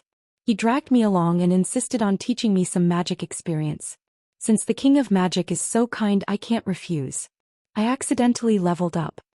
On Duque's right, Aurelia had a hard time holding it in, but she was a sensible woman and barely held back her laughter. On the left, Sasha couldn't hold it in. She covered her mouth secretly because she was afraid that she would accidentally laugh and cause internal injuries. 2 minutes ago, Duque had just told them that he had shamelessly asked Maligos to return the favor, and then something had happened. Alexstrasza had protected him with her life, which was why he had been promoted with the help of the two Dragon Kings. Now that he was in front of the two kings, how did it become the proud Blue Dragon King who was kneeling down and licking his boots to promote him? Sasha was not someone who was good at hiding her emotions. Aurelia also had her flaws, but King Dahlin did not care. What Dailin cared about was the fact that Duque had advanced. Duke Marcus's rise to power was legendary in the entire alliance and even the entire human world. In this legend, the only fly in the ointment was Duque's personal strength. Although Duque also had the battle record of killing a sword sage, his combat power was obviously lower than that of Uther, Anduin, and Antonidas. Now Duque's last shortcoming was made up for. What was presented in front of Dailin was the perfect Duque. Dailin was complimenting him, but no one knew what he was thinking. On the other side, Anduin had also rushed over. He had been attending another meeting and had galloped here with Mograine. Without saying anything, he went up and gave Linley a bear hug. Ahem. I'm going to die. Let go. You orc in human skin, Duque cursed. Ha! Laughter was heard everywhere. It was a joy to be able to bully a newly advanced archmage. Lang was gratified. Duque's timely promotion had given him hope of reviving the Storm Royal mages. Many of the mages that Duque had won over with the Karazhan library had secretly complained that Duque did not have enough time to guide them. There were also some who saw that Duque's level was not high and had other thoughts. All of this was solved with Duque's promotion. Not every mage apprentice or low-level mage could receive guidance from Antonidas, let alone the Sun King Anastrian who would not teach outsiders. Being able to receive guidance from a Radiant Moon Archmage was the ultimate goal of most mage apprentices with potential. He had thought that Stormwind would not be able to recover in the field of mystery after losing Medivh, but now it seemed that was not the case. As long as Duque could become a Breaking Dawn mage before the age of 50, then Stormwind's position in the field of mystery would be as solid as a rock. Unfortunately, Duque had told Lang that Karazhan was a little unstable. Otherwise, Lang would be willing to celebrate for 3 to 5 days. However, this did not affect the banquet tonight. The second day of the third year of the Dark Portal. The New Year's banquet had just been held last night. Most of the nobles did not expect that there would be another grand banquet soon. A grand banquet usually required a lot of preparation, but since the 25th of December, there would be banquets almost every day. As long as one could afford it, it was as luxurious as one could ask for.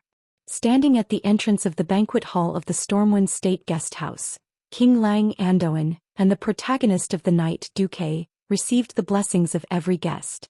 Congratulations, Your Excellency Marcus. No one expected Prince Arthas to come from Rotterdam. Today Arthas was dressed splendidly. The black evening gown custom-made by the royal tailor was perfect for him. Although Arthas was only 13 years old, his outstanding genes made him not only tall, but also had the potential to be a handsome guy. Thank you, Your Highness, Duque replied respectfully. Actually, I am not much younger than Your Excellency. If possible, I would still like to call you Brother Duque. You can call me by my name as well. Arthas's face was as handsome as a spring breeze, and it was difficult for anyone to resist her enthusiasm. All right then. Welcome, Arthas.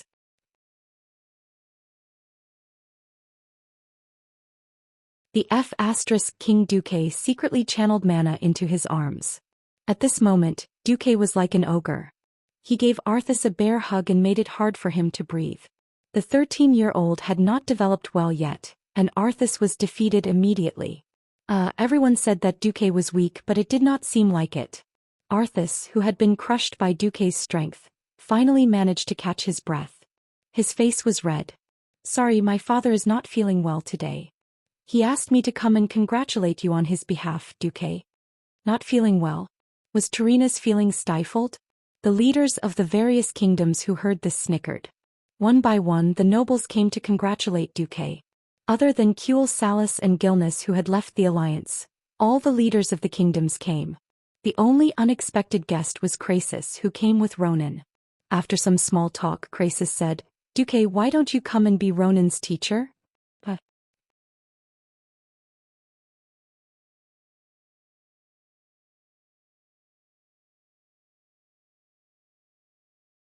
Chapter 642. Duque was shocked. To be Ronan's teacher. That didn't seem right. Although there was no seniority in learning as long as you were of a lower level than the other party, regardless of whether you were 80 years old or 100 years old, you had to call someone senior, but a 17-year-old young man with a 20-year-old disciple, that's seen, not to mention that was Ronan. The famous example of a loser's counterattack in history, Ronan, who had no background but was almost at the level of a mage. If he took Ronan as his disciple, he felt that his moral integrity would be greatly reduced. Well, even Duque himself did not believe that he was a person of moral integrity for a long time. Duque told himself in his heart, I even saved Lothar, what difference does it make if I take Ronan as my disciple? However, he still had to put on an act. Duque said sincerely, Ronan, after all, I have gone through life and death with you. Personally, I quite admire you. Perhaps I have enough achievements to boast to anyone, but my age is right there and I may not be more knowledgeable than you. Do you really want to be my disciple? Ronan looked a little embarrassed. Duque was right, but so what? Duque's resume blinded all the mages. A 17-year-old Radiant Moon mage. Killed the Burning Legion's boss, Sargeras. Saved hundreds of thousands of Stormwind citizens. Transported 50,000 elite soldiers on an ice ship in one night. Became the Alliance's deputy commander at the age of 16. Led the army to conquer the entire Lordaeron continent and killed millions of orcs. Killed the Sacred Swordsman chief, destroyed a warlock. Saved the Red Dragon Queen, killed Nethario. Even though he had gone on adventures with Duque, Ronan knew very well that the one standing in front of him was a living legend of the Alliance. He put one hand on his chest and bowed. No, Lord Marcus is too humble. Your courage is no less than Wuther the Lightbringer, who charged against 200,000 orcs with 12 riders. Your wisdom is enough to light up the entire Azeroth's starry sky. I, Ronan, sincerely hope to worship Lord Marcus as my master, to learn how to be a person, to learn wisdom and to learn the mysteries of magic. These words were definitely not thought up by Ronan himself. If Luo Ning was this good with words, he wouldn't have offended so many people in the first place. Duque shifted his gaze to Crassus's face. The human-shaped red dragon couldn't help but blush. Damn you. He was just short of whistling and pretending to be innocent. Luo Ning panicked and tried to explain. No. Lord Marcus, don't blame Lord Crassus. I was afraid that I would say something wrong, so I asked him for advice.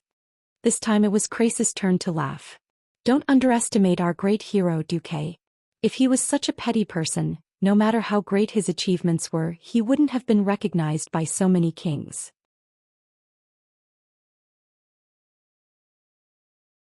In the direction Crassus was pointing. Sure enough, Luo Ning saw the officials of the 9 great kingdoms chatting merrily and wittily. This was a private banquet, but the dignitaries of various countries had come. What was their purpose? This had long since surpassed simple benefits. It was more of a recognition of Duke Marcus. At this moment, Luo Ning's eyes were filled with indescribable envy. This expression lasted for 2 seconds, and then he turned around and bowed deeply towards Duque. I ask Lord Marcus to accept me as a disciple. I might not be able to become a great hero like you, but I still hope that one day I can become a great arcana master on par with Lord Marcus. Good. I agree. However, calling him Lord Marcus was too distant. You can call me Teacher Duque in the future. Understood, Teacher Duque. Seeing this super awesome person whose name would go down in history actually take him as his master, Duque felt his bones go numb. Even his footsteps were a bit light. After Luo Ning left, Aurelia, dressed in evening clothes, couldn't help but ridicule Duque. Hey! Duque, is taking Luo Ning as a disciple really something to be happy about? Wintessa also came over. Yes. I feel that he's a bit special in arcane magic, but not necessarily outstanding. Don't true geniuses have already shown their talents long ago? Oh no. Duque pretended to shake the index finger of his right hand mysteriously. Rather than doubt, you should believe in my foresight. Speaking of foresight, the Windrunner sisters put their hands on their hips. On this point they really had to admire Duque. He really made a mistake when using people. Even bringing Marion when saving the Red Dragon Queen could not be said to be a mistake, because judging from how Duque had backfired on Nesario, perhaps Duque had predicted this from the beginning. Duque did not know if he could train Luo Ning well. After all, in the original history, there were 3 great pharaoh of the younger generation: Khadgar, Luo Ning and Jaina. One became a ghost, one seemed to have been robbed of his role by someone and became a bit unknown, and the last one was still a lowly who had not yet expired. Duque silently muttered in his heart, "This is the world's fault." After the Second World War at the Dark Portal, Duque still felt that the world did not seem to have changed as much as he had imagined. However, with this abominable transmigrator stirring up trouble, things seemed to be developing in a strange direction. On the other side, Dailin and Lang seemed to be talking about something, and then Andoan also went over to join in. Looking at the 3 guys who were beaming with joy, Duque suddenly had a feeling that these 3 guys were going to cause trouble. Suddenly shivering, Duque had an ominous premonition in his heart. Sure enough, in the next second 3 burly animals came together. Duque pulled Luo Ning over as a shield. Yo, why are the 3 of you here together? Just in time, let me introduce you, this is my new disciple Luo Ning. He is extremely talented in arcane magic. Seeing the 3 nobles at the same time, Luo Ning was a little confused. Only when Duque secretly kicked him did Luo Ning come to his senses. Your Majesty Proudmoore, Your Majesty Rin, Commander Lothar, greetings. Haha. Disciple. It's okay, I believe in your judgment. Lothar's loud voice was the first to congratulate him. Lang. For some reason, Duque always felt that Lang's gaze seemed to be telling him, Duque, you brought this upon yourself? Did I do something wrong? Duque, you've started to accept disciples? Dailin's eyes were playful. Can't I? At least I can be respectfully addressed as the Great Mage, Duque replied with his hands on his waist. No, I very much recognize your strength. Since you've already accepted a disciple, why don't you also accept a genius in frost magic? Who? As soon as he asked, Duque felt a little regretful. He already knew the answer. Eugenia, come here for a while. Dailin called out to his daughter. Duque clenched his teeth, looking as if he had a toothache. The next moment, Duque saw a golden-haired lowly in a blue dress with white edges walking over quickly.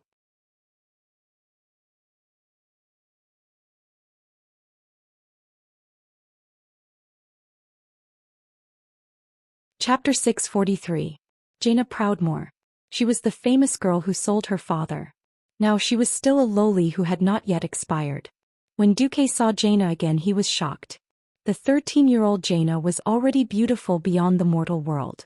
After not seeing her for more than a year, the girl's puberty was obvious.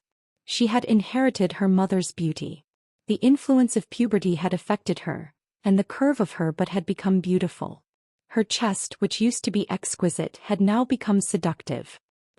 The unripe fruit had also begun to grow into a ripe peach. Congratulations, Master Duque. Seeing Jaina give him a well-behaved lady's bow, Duke's mind was in a trance. His eyes were seeing things and his ears were hearing things. Jaina tilted her head and said to Duque, "Brother, although I don't mind, according to the law, if you push me down, you will be sentenced to at least 3 years in prison, and the highest is life." In the spiritual world, Duque's nose started to bleed and he replied in a domineering manner, 3 years of hard work. Life is not a loss. The little lowly Jaina's face suddenly turned pale. All right. The scene returned to reality. Duke looked at Jaina with a dignified and calm gaze. She did not have many complicated thoughts, and she had the purity of Princess Kalia, as well as a pair of eyes that Kalia did not have. Yes. The biggest difference was in those sapphire eyes. If Kalia was a canary in a cage that King Tarinas had carefully nurtured, she would not be able to escape. In that case, Jaina was a polar ice phoenix who was ready to set her dreams free at any time. Noble, beautiful, but with a faint sense of danger. A very magical sense of excitement was stimulating Duque's senses. And Dalin's next words made Duque feel a strange excitement in his heart reach its peak. "Duque, there is a big gap between our ages, and after going through life and death together, I have long regarded you as my little brother. My daughter is not like me, she cannot be the daughter of the sea. But I don't want to waste her unparalleled magic talent, so I want to entrust her to you." Duque tried to suppress the strange feeling in his heart. "I remember that Her Highness Jaina worships His Excellency the most. But Lord Antonides is busy. I've asked him a few times but he always brushed me off." Dalin shrugged. "I'm busy too. Karazhan will be attacked by demons soon. Even if I do, I still have to rebuild Stormwind," Duque said shamelessly. Suddenly Antonides came over. "Are you trying to say that you have less energy than an old man like me? You bastard, did you guys discuss this beforehand?" Duque seemed to want to refuse. "I'm sorry. Dalin, Gianna is too beautiful. What if I can't control myself?" Before Duque could finish, Dalin had already put his arm around Duque's shoulder. "It's all right. Just remember to pay for your ticket after boarding the ship. I'm not picky when it comes to betrothal gifts. Just give me a deep water port as a betrothal gift." "Father." Jaina was so embarrassed that she stomped her feet anxiously. Although she'd heard that her father wanted to betroth her to Duque, it was still embarrassing for a noble princess to say it in public. "Dear, I'm just saying." Dalin comforted his daughter casually. Duque couldn't stay calm anymore. "Damn you. Are you trying to test my moral integrity? Aren't you afraid that I won't pay for my ticket after boarding the ship?" "No. First, I believe that you're not that kind of person. Second, if you are, I'll declare war on Stormwind. Even if all the men in the country die, I'll kill you." When Dalin said this, Duque's face turned green. Bolsh *. He might even become the son-in-law of the Proudmoore family. If he taught her well, there would be no benefit at all. Only a ghost would do that. "Please forgive me for firmly rejecting you," Duque said firmly. "Don't be in such a hurry to reject me." At this time Lang and Andoin came up. Andoin put his hand on Duque's shoulder and showed him a contract made of craft paper. It was a 10-year economic and trade contract between Stormwind and the Kingdom of Kurtiras. From trade to supplies to arms supply to maritime cooperation. It was almost a comprehensive cooperation between the two countries. Duque roughly looked at it. Stormwind could earn at least 2 million gold coins every year, and that was only for the first year. In other words, the contract was estimated to be worth more than 20 million gold coins. Obviously, this was a cooperation that Stormwind couldn't refuse. "Lang, you're selling me off for a mere 20 million? Duque was devastated. You can't put it that way. Princess Jaina will return to Cultivation after studying under you until she's 20, or if she reaches the Radiant Moon rank early, or if you marry another noble," Leon said, a little embarrassed. Duque vomited 3 liters of blood. The other party wasn't trying to force it onto them unreasonably. Teaching someone's daughter would earn him 20 million gold coins in net profit. Although it would be split for 10 years, Duque knew very well that the southern continent's Iron Furnace Fort and Stormwind City would have nothing to do with the third battle of the Dark Portal. As long as they survived the wave of Nizol, Stormwind would welcome a 10-year development period. Moreover, becoming enemies with courtiers would not benefit Stormwind at all. Before the underground train tunnel was opened to the Iron Furnace Fort, Stormwind's only way to communicate with the outside world was through the sea. There was no need to go north through the burning steppes. The Black Iron Dwarves who opposed the Bronzebeard Dwarves were at the bottom of the Black Rock Mountain. Going there for trade would be suicide. Duque looked at Lang and Andoin, then at Dahlin and Antonidas. These old foxes all had an invisible devil's tail on their buttocks, wagging it as they snickered. Lang Andoin, is there really no room for discussion? Duque asked. The 2 bastards shook their heads like a rattle drum. Duque's bird of despair. Father, didn't we agree that it's only an apprenticeship? Jaina asked. It's an apprenticeship. Dahlin replied. It's just a precaution, so I said it first. Jaina was also a bird of despair. Just like that, the bitter Jaina walked in front of Duque. Jaina Proudmoore requests Master Duke Marcus to accept me as a disciple and guide me on the path of arcane magic. Right. Duque said helplessly. From today onwards you are my disciple, Duque. Come greet Luoning. He entered the sect earlier than you, so he's your big brother. Greetings, senior brother Ronan. Greetings, junior sister Jaina. Ronan was older, so Jaina's greeting was not out of place. At this time Dahlin suddenly said, Duque, I know my daughter is a little smart and has all kinds of ideas. I'm afraid you won't be able to control her. How about this, I'll give you my sword. I, Dahlin, hereby swear in the name of Proudmoore that I will give Duke Marcus the right to discipline my daughter Jaina. If Jaina does anything that goes against the rules of humanity, Master Duque can use this sword to punish Jaina. I, Dahlin, will not object.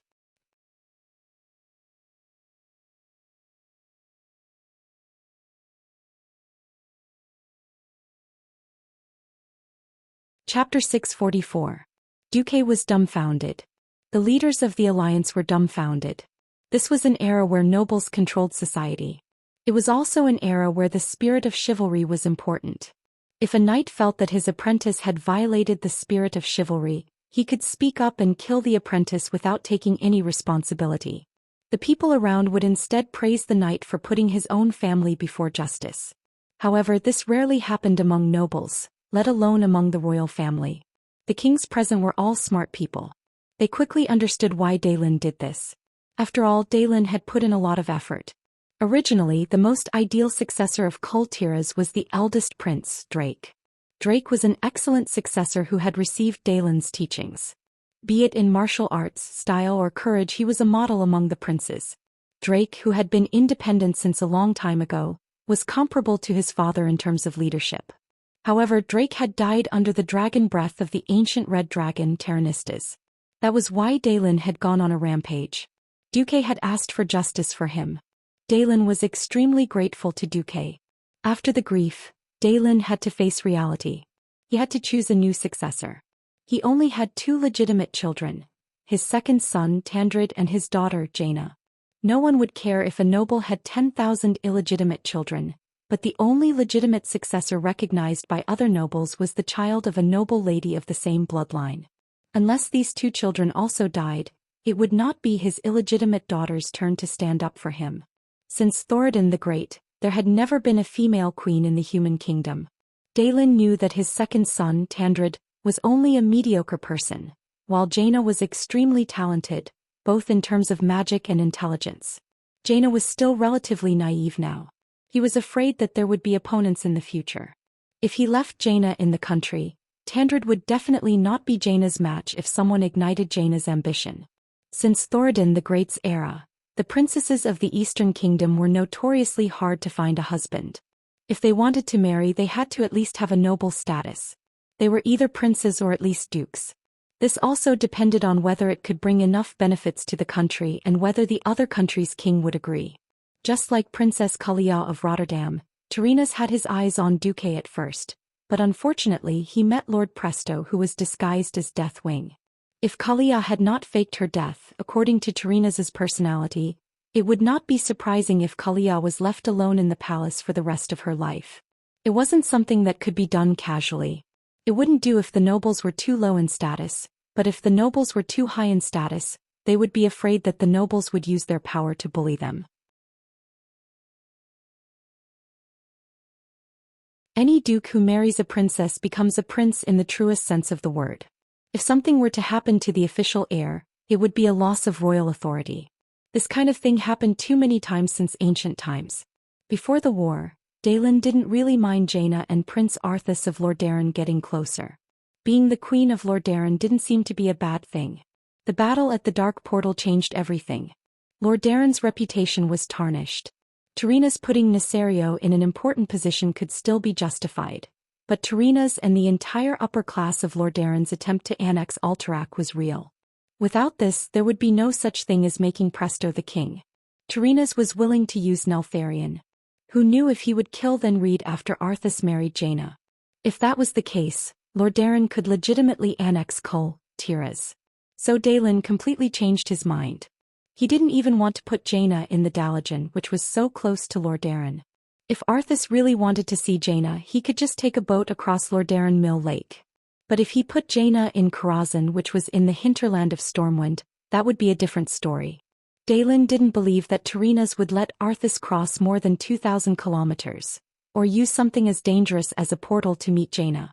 If he really did come, wouldn't there be Duque to block the way? Now that Duque had accepted Jaina as his disciple, it was like the fish had taken the bait. Daelin knew his daughter's charm very well. She was only 12 years old, but she had already charmed all the male Dalagen mages. Now she was even more beautiful. From today onwards she was going to live under the same roof as Duque for 7 years. Daelin didn't believe that nothing would happen. Daelin was also an experienced playboy when he was young. He could tell at a glance that Aurelia and Sasha, who were always by Duque's side, had already fallen for him. It wasn't just the Windrunner sisters. The little girl from the Bear family was also deeply in love even though she was still a virgin. Daelin was very smart, but he would never know that Duque was a transmigrator. He was extremely wary of his precious daughter. Fire, theft and betrayal. Duque was really afraid. He was afraid that he would be cursed to death if he wasn't careful. Daelin had his own wishful thinking. Duque also had his own black-bellied plan. In just 2 minutes, a set of the real black-bellied lowly training plan had been born in Duque's mind. However, Duque, who was possessed by the best actor, didn't let anyone notice anything amiss. Everyone. While we're celebrating Duque's promotion to a Radiant Moon Archmage, I'd like to announce a piece of good news. My daughter, Jaina, is going to be Duque's disciple. She's going to learn the secrets of magic from Duque. Daelin struck while the iron was hot and announced it publicly. This instantly ignited the enthusiasm of the big shots in the alliance. Congratulations. This was the blessing of the neutral King Salas. Wow. Are you sure it's her teacher and not her husband? This was the ridicule of the dwarf King Magni. That's right, that's right. This was the cheering of the crowd, Kudrin. Yo.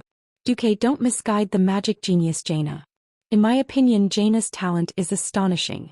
She'll at least become a Radiant Moon Archmage in the future. The old fool Antonidas teased. Duque, as a teacher, shouldn't you give your disciple a presentable gift? Jerben, you damned shortest of them all. I remember you. With so many kings jeering and nobles watching, if Duque didn't take out something good, how would he be able to mingle in the alliance's upper echelons? Duque didn't hesitate either. Greetings, Teacher Marcus. When Ronan knelt on one knee and Jaina kowtowed, Duque took out 2 pieces of magic equipment. Ronan was an accessory while Jaina was a pair of gloves. Daelin elbowed Antonidas. How about it? Does Duque mistreat my daughter? Antonidas' eyes bulged and after a long time he said, Duque, let's make a deal. Can you exchange these 2 items for me?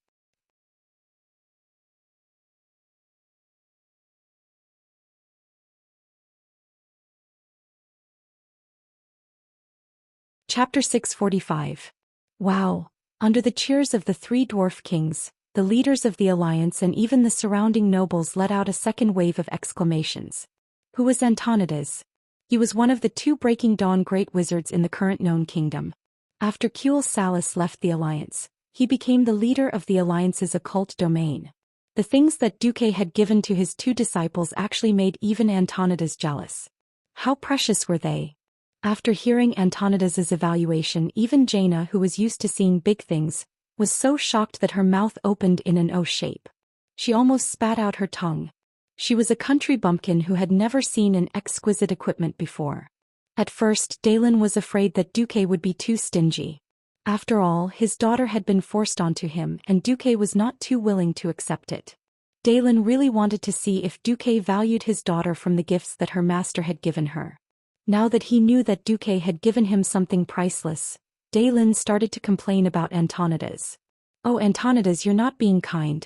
That's a gift from Duque to me and you still have the cheek to ask for it? Old Antonidas blushed and then said bitterly and aggrievedly, please, it's not just me. Even those arrogant elven wizards know even if Anastrain was here he would want it too. Because those 2 are Wings of Death's treasures. Oh my god. And they're even family heirlooms. As the authoritative pharaoh finished speaking, the noise in the banquet hall suddenly rose by more than 1 level. It was like a raging wave. The exclamations of the leaders of the alliance and the nobles even alerted the guards outside the door. A few paladins rushed into the banquet hall with the royal guards, and only retreated awkwardly when they saw that nothing was wrong. Wings of Death, Nisario's treasures? Dooku was really willing to part with it. When Jaina first received the pair of gloves, she instinctively felt that this pair of magic gloves was extraordinary. Jaina fell in love with the dark red background and mysterious purple-blue patterns at first glance. The moment she put it on, she felt that her magic circuits had at least doubled. Not only the capacity but even the flow of mana had been greatly increased. Jaina could clearly feel that this was only a very, very small portion of the glove's power. Furthermore, there was a faint dragon's breath lingering around her fingers. This was not the corrosive dragon breath of the Wings of Death. This was the frost dragon breath that had been carefully purified and modified by some almighty being. For Jaina, who was only an earth mage, it was an unimaginable treasure. If that was the case, it wouldn't be considered a treasure of the Wings of Death. What shocked Jaina the most were the words, family heirloom. That's right. This pair of gloves was precious because it was a family heirloom.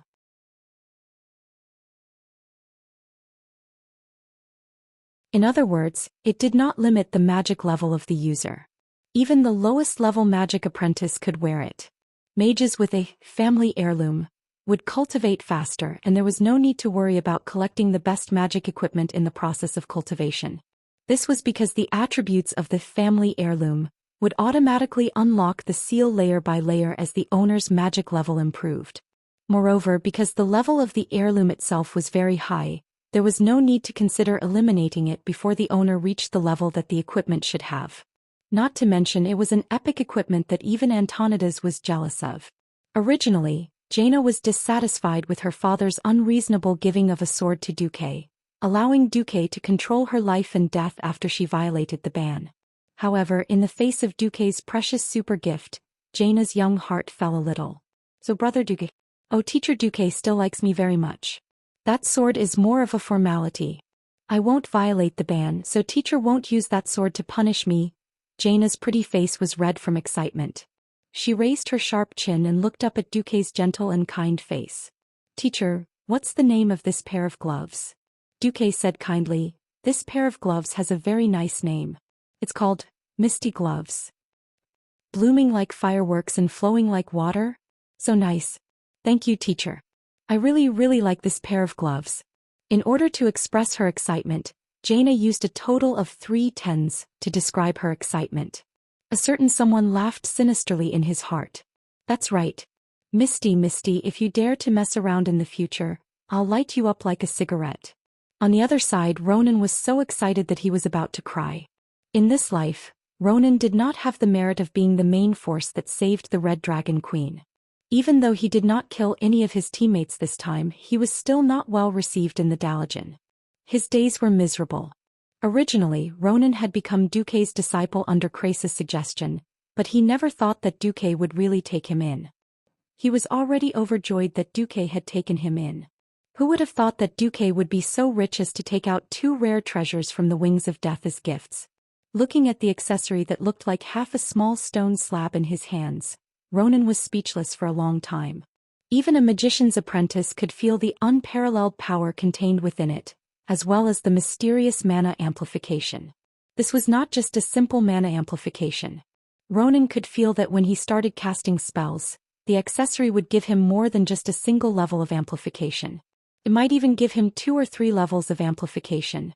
This was a peerless treasure that any magician could only dream of. Teacher Duque actually gave such an amazing item away just like that.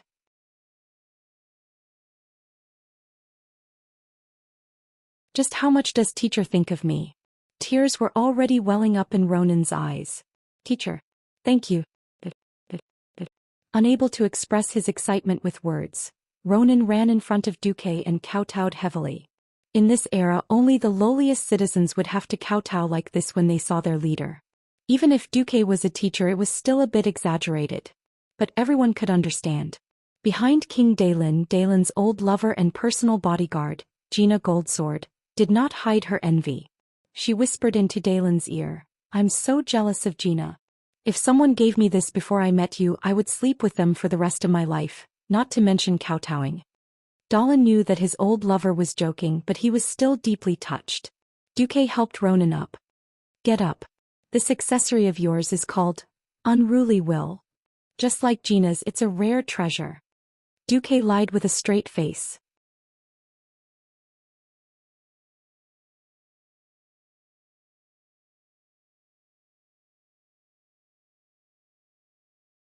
Chapter 646. An accessory that could temporarily increase intelligence. Every time a damaging spell was cast for 10 seconds and could stack up to 10 times. Even if it seemed to be the same level as the glove next door, could its actual combat effect be the same? In the game, players would pray every week to open 3 of these items at once, and it was best to wear 2 at the same time. Would it be an ordinary item? Not to mention Ronan and Jaina. Even Antonidas had never seen Unruly Will before. Only those who had used it knew that this was a divine item that mages of the same level could only dream of. Especially for a mage like Ronan who had a high explosive hairstyle, it was like adding wings to a tiger. Anyone who touched this thing would be killed. Think about it, the guy opposite him had been holding his breath until his face was red, and he had held his breath to fire a .38 caliber pistol bullet. Who would have thought that the next moment it would be a .5 caliber sniper rifle bullet and the next moment it would be a howitzer. Every time a spell was cast, the damage could be stacked, and the damage could be stacked 10 times in one go. Behind Duque's seemingly fair appearance, he was a classic case of favoritism. It wasn't just any ordinary favoritism but a direct one. The kind of favoritism that could tip the scales. Everyone only knew that they were all from Nisario, but who knew that there were subdivided production versions of the same boss, ordinary version and elite version? Yes. Jaina's smoke glove was the production version, and Ronan's was the elite version. The Unruly Will of the same level, and Duque had another one on his waist. Duque didn't know why there were 2 identical Unruly Will on Deathwing. After he tried to wear both at the same time and failed, he simply did it as a favor. Anyway, it was definitely not a loss to give it to Ronan. Cough cough. Seeing Ronan kneel to him so sincerely, even the thick-skinned Duque felt a little hot. Thinking about it, Duque felt a little relieved. Not to mention anything else, even if he was biased, so what? Not every talented mage could have an heirloom, modified from Deathwing's exquisite equipment. One had to know that the modifier was the Red Dragon Queen, life-giver Alexstrasza. And this was just something that a certain queen casually did. Although that fellow kept saying that there would be a heavy reward, Duque didn't even see what the hell the so-called heavy reward was until he left the Dragon Sleep Temple. Duque wasn't in a hurry. As long as his relationship with Alexstrasza and the Crimson Dragon Legion was solid enough, it would be fine. At this moment, everyone present applauded. Magni said carelessly, "All right. Even I, the king, am envious. The 2 of you are so lucky to have such a generous teacher." Krasis smiled at Ronan. "Congratulations, Ronan." "Yes, thank you." Ronan started crying. Dalin was both happy and a little jealous. Although he had pushed Jaina away for the stability and continuity of the kingdom, she was still his daughter. Seeing how well Duque treated her, Dai Lin felt a little sad. Remember to listen to teacher Duque. Yes, father. Jaina replied softly. She then lowered her head and stared blankly at the magnificent and powerful pair of gloves. The banquet ended with a round of well wishes. From today onwards, Ronan and Jaina would follow Duque. Ronan had nothing to worry about, so he directly followed Duque to the state guest house in Stormwind. Jaina was a little more troublesome. She still had to move things from Dalajan to Karazhan, and she would meet up with Duque later. It was late at night. When Duque returned to his room, he was surprised to find that Elugia was helping him prepare the bed. This kind of thing can be left to the maids. Duque was a little embarrassed. I don't feel safe leaving it to the maids of Lordaeron. This used to be done by Vanessa. She's not here and I have nothing to do anyway, so I might as well do it. Elugia, who hadn't even changed out of her evening gown, rushed over and carefully made the bed. Duque felt a strange sense of warmth in his heart. That's enough. The bed will be messy again in a while. Duque was speaking the truth. As a college pervert, as an evil person who didn't make his bed, he really didn't understand the meaning of making his bed. So for a long time his bed was a dog's kennel. If the bed is clean and tidy, Aurelia and Miss Sasha will be happy, Elugia said calmly. What a good girl. If he hadn't met Aurelia before, Duque might have fallen in love with Elugia first. It was rare that Elugia came from a prestigious family, but she didn't put on airs at all. The inexplicable feeling in Duque's heart became more and more fervent. His arms crossed over the beautiful girl's shoulders and gently hugged Elugia from behind. Duque could feel the girl's body temperature rising rapidly in his arms. Duque opened his palm, revealing a strange ornament that looked like a ring. There was a cold and gentle electric light in the blue and white outer ring. This is... Right next to Elugia's ear, Duque's manly hot breath made the young lady of the Bear family go limp. This is called... Capacitor. I got it when I joined forces with Lothar to kill a powerful demon in Karazhan. Although it's not a high-grade item, I think it suits you very well. Really? Can I? Elugia seemed to be in slight disbelief. Even her outstretched hands were trembling slightly. After taking the ornament from Duque's palm, she stared at it for a long time. Then she clenched it tightly with both hands and placed it closest to her heart. Duque didn't understand why Elugia was so excited. I know very well that my talent in magic isn't very good. Mother said that I can still hope to become a Morning Star mage in this lifetime, but it's hard to hope for anything higher.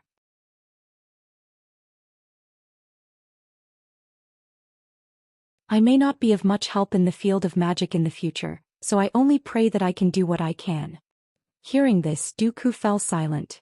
That's right. Even in the original history, Elugia was only a third-rate boss in Scholomance. Compared to Ronan and Jaina, her talent was like the difference between a firefly and a star. If Duke Berev hadn't sold food to help the refugees of Stormwind, he wouldn't have met, gotten to know Elugia. It had been almost 3 years since he transmigrated to Azeroth. His growth had long left many of his contemporaries far behind, but Duque was very clear that he wasn't someone who didn't care about old friendships. At this moment Elugia suddenly spoke. Duque, if you think it's necessary to marry Miss Jaina, then just marry her. I'm a girl from a declining family. As long as I can have a small corner in your heart, I'll be satisfied. Duque was shocked.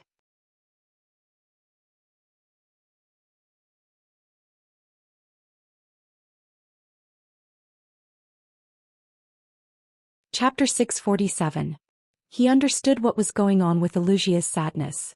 Elugia, who was born in the declining Berev family, immediately felt an instinctive sense of inferiority when she saw King Daelin of Kratira's cell Jaina. He had thought that she was a gentlewoman like Sasha, but Duque now realized that Elugia, who was born in a noble family, was much more fragile than the women of the Windrunner family. The women of the Windrunner family were always full of confidence no matter what. Don't be fooled by Sasha's gentle appearance, but she was decisive on the battlefield. If Duke really died or ran off to become a ghoul, Sasha would definitely be the type of person who would kill the ghoul Duke even if she had to hold back her tears. Then she would cry after the battle was over. Elugia obviously needed comfort. Duque hugged Elugia. I swear I will never marry Jaina. Aluxia shuddered. She could hardly believe what she had just heard. She really did not understand why Duque would not want the young and beautiful Jaina, who was noble and could be of help in politics. But in the next moment, Aluxia's imagination filled in the blanks. Thank you, Duque. Even if it's a lie, I'm willing to die. She turned around and buried her head in Duque's chest. Duque had no one to argue with. From the first day he crossed over to Azeroth, Duque remembered one truth. The princesses of Azeroth were all frauds. From the female wild boar named Princess in the Elven Forest, to the bear princess Yisong who was locked in a cage on Blood Island, to the earth princess Mizral who cheated the orcs, to the Maraudon princess in the Kalimdor continent whose measurements were 40, 80 and 40, and finally to the seemingly normal Princess Jaina who sold her father, there were countless examples of frauds. In any case, Aluxia absolutely could not understand Duque's fear of princesses as if they were ghosts. Fortunately, this didn't hinder her from experiencing Duque's determination. Duque could feel that the heart of the beauty in his arms was completely intoxicated. If he wanted to push her down, she probably would not refuse. But the beast Duque's conscience was playing tricks on him. Even though Duque wasn't a good person and he had fantasized about making a killing in 3 years and never losing money, when it came down to it, girls under the age of 18 were beyond his hunting range. Didn't you see that before you transmigrated, it was written that women must not be younger than 20 years old to get married? All right. Even if he transmigrated, he couldn't go against the country's policies. What if he had the chance to transmigrate back and write his story into a novel but was banned? The author doesn't even have a place to cry. At this moment, Duque was an upright and reliable husband. At this moment, Duque was a man of integrity that everyone loved. Surprisingly, Duque really held back. He gently patted Aluxia's back, comforting the sensitive girl.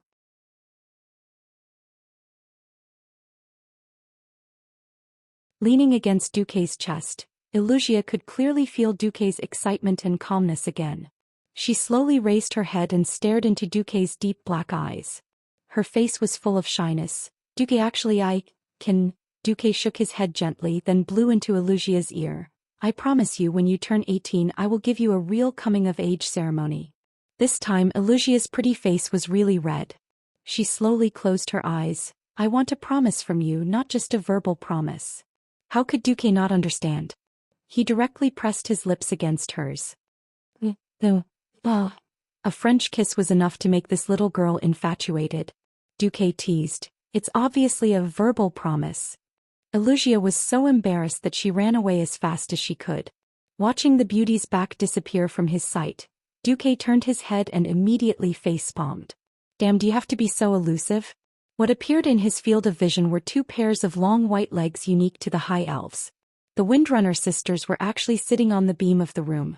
When did you come in? Aurelia pretended to use her right index finger to point at her sharp chin. She looked like she was thinking, then turned her head to ask her third sister. Yes. When did we come in? Sasha smiled like a flower, since little Aluxia folded the quilt. Duque spurted out. What the hell, didn't that mean that they were here from the beginning? Duque complained. Don't scare me. Why did you hide on the beam with your aura covered? We didn't hide. We were up there the whole time. Who told you to not look at us and jump on little Aluxia the moment you entered the room? Aurelia was happy to see Duque embarrassed. Sister said that she wanted to see if you were infatuated with little Jaina. Sasha unceremoniously sold her sister out. Sister, don't think that you can sell me out just because you're my sister. Aurelia pretended to wave her little fist. Help, Duque's sister wants to deal with me. With that, Sasha screamed and jumped down. A gust of wind carried her slender body and Sasha slowly floated down. Even with Duque's small body, he could easily princess carry Sasha and protect her. Looking at Sasha's pair of smooth calves swinging on the right side of his field of vision, Duque laughed. Don't be jealous. How can you guys miss out on a share of Nesario's good stuff? Duque waved his hand and took out a pair of boots that were not very bright from his dimensional bag. But Duque knew that Sasha would like them. As a ranger who needed to hide, bright colors were not practical. This pair of boots with a brown base was not as good as the green ones, but they were quite good. This is the boots of dreams. They're definitely much better than your superior ones. Sasha did not go down. She just picked up the boots in Duque's arms and put them on. This is great. I feel much lighter. Where's mine?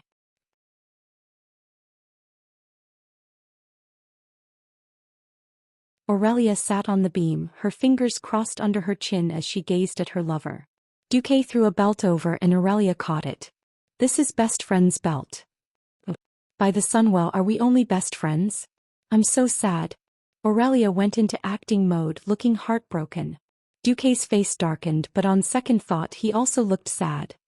I used to think of you as a big sister, as my best friend. Who knew that you would use your amazing beauty to seduce me?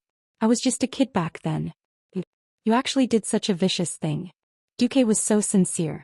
If one did not know the truth, they would really think that Aurelia was a female pervert. This time it was Sasha's turn to laugh so hard that her stomach cramped. Aurelia looked embarrassed and angry. You little bastard.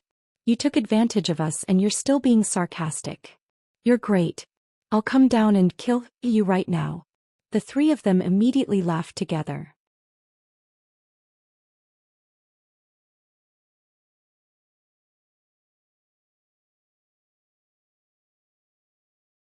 Chapter 648.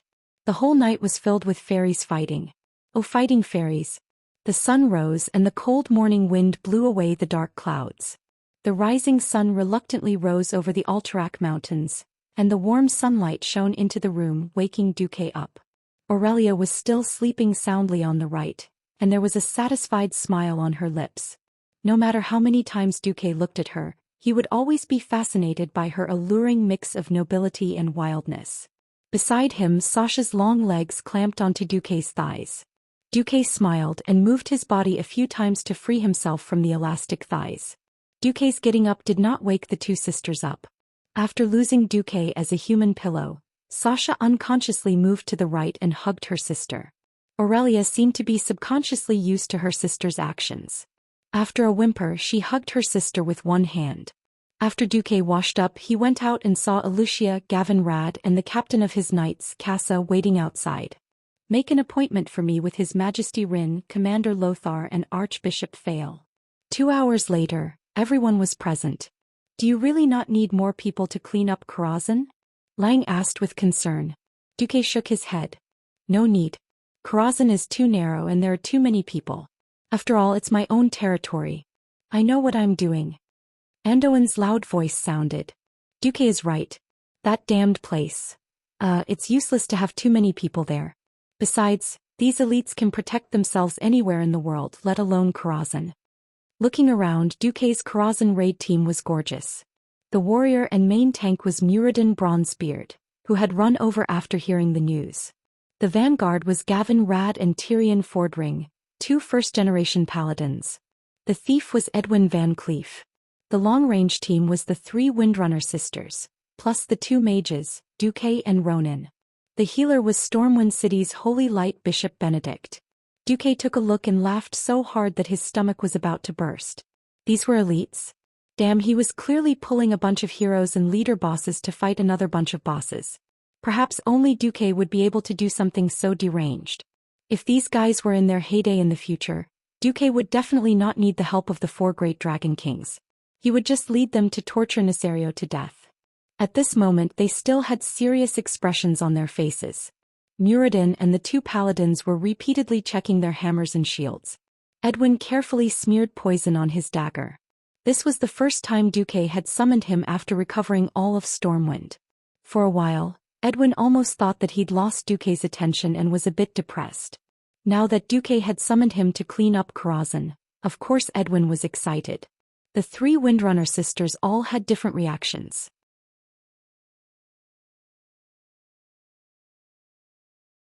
Sylvanas and Sasha couldn't wait to see the creatures and enemies of the other world, while Aurelia acted like a big sister, warning them not to be careless. Ronan was nervously revising the magic in his magic book. After seeing the War with Dragons, he was already considered experienced, but when he heard about monsters coming out of the spatial rift, he couldn't help but feel nervous again. On the contrary, Bishop Benedict was the calmest. He looked like he was ready to fool people with holy light at any time. Beside him, Wuxia was a little worried. Duque, you gave me your accessory. What are you going to use? Duque patted his waist. This is Cruel's ruse. This is the same as Ronan's unruly will. They're both products of Nesario. I guarantee it with absolute confidence. Only then did Wuxia feel relieved. Don't worry about this guy. No matter who dies, it won't be him. Aurelia had her hands on her hips. For some reason, whenever this topic was brought up, Aurelia would always think of Duque's fake death twice. If she hadn't personally confirmed that Duque was a living person, perhaps even she would have thought that Duque was some kind of undead. Alright, be careful. Don't worry. I still have a team of Einherjar and a powerful mechanical construct in Karazhan. If not, I can call for help. Duque waved a necklace around his neck. The necklace itself was plain, but there were red scales where the necklace was. The teleportation door opened. The cleanup team entered in a single file. After becoming a radiant moon archmage, Duque's teleportation door had become more stable. During the teleportation process, there was only a slight tremor. It was not even comparable to riding a horse. In his field of vision, everything stretched out and the surrounding scenery became strange and blurry. The Windrunner sisters, who had experienced many teleportations, did not feel anything, but Muradin and Edwin, who were teleporting for the first time, vomited almost as soon as they stepped out of the teleportation door. As soon as he stepped out of the door, Duque saw Khadgar in his soul form. Master, you're finally back. We can't hold on any longer. I'm back.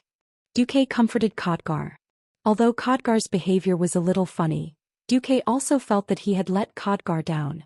During the entire World War II at the Dark Portal, Duque had only returned to Karazhan a few times. If not for Khadgar leading the Einherjar to maintain control of the Wizard Tower, Duque would not have been able to trick the group of wizards into coming here. Duque did a quick check. During Lothar's raid on Karazhan, the bosses they had defeated were Atuman the Hunter, Moros the Butler, Evil Hoof, Chess and Prince. Mediva's late father Alan had already disappeared after blocking the curse for Duque. The curator was controlled by Duque. In reality, there were not many boss-level monsters left.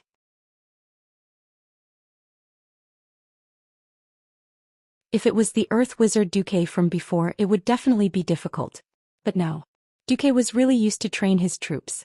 A demon that Alexstrasza had specifically reminded him of was definitely not some random person. But who could it be? Duque repeatedly compared the demons in his memory with names, his mind in a mess. In reality, the demons in Azeroth were not called demons. To be precise, they were a race called Eridar. This highly intelligent humanoid race did not come from the world of Azeroth or Draenor. They came from an ancient and faraway world called Argus.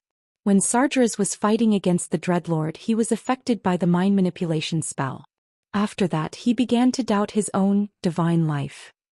He persuaded Kil'jaeden and Archimonde, one of the three heads of Eridar, and Eridar split up. The more righteous prophet Willan left with his people and ran to Draenor to seek refuge. Those Eridar people later became the Draenei. As for the remaining Eridar people who followed the two Burning Legion commanders, they began to be called Man'ari, which were the demons in the eyes of the people of Azeroth.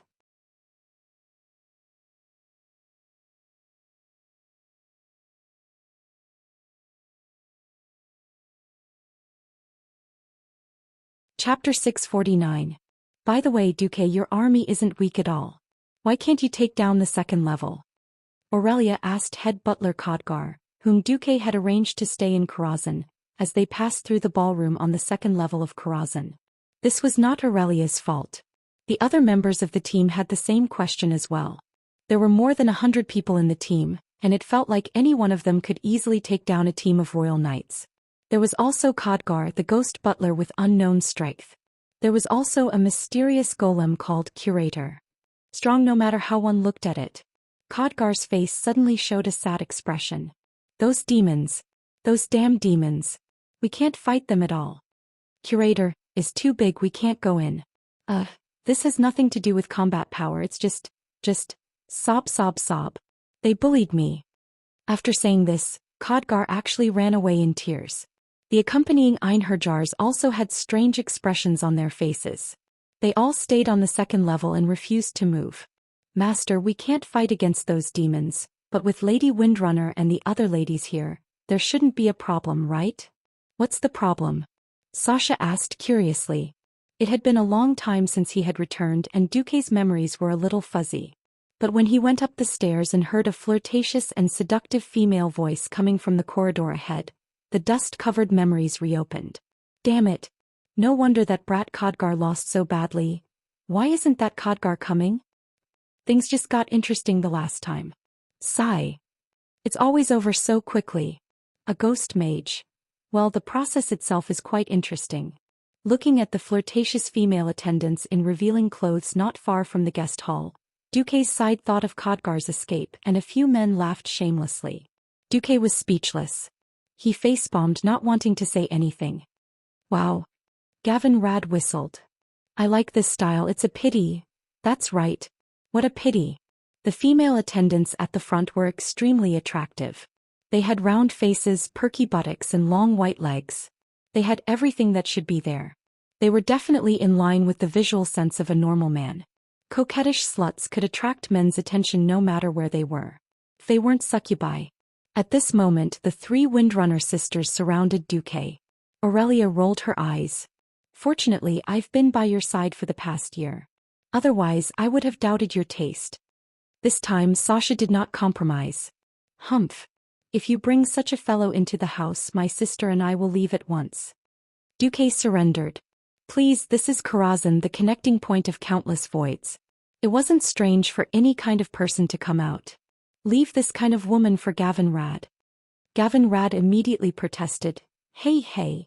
I'm a first-generation holy knight.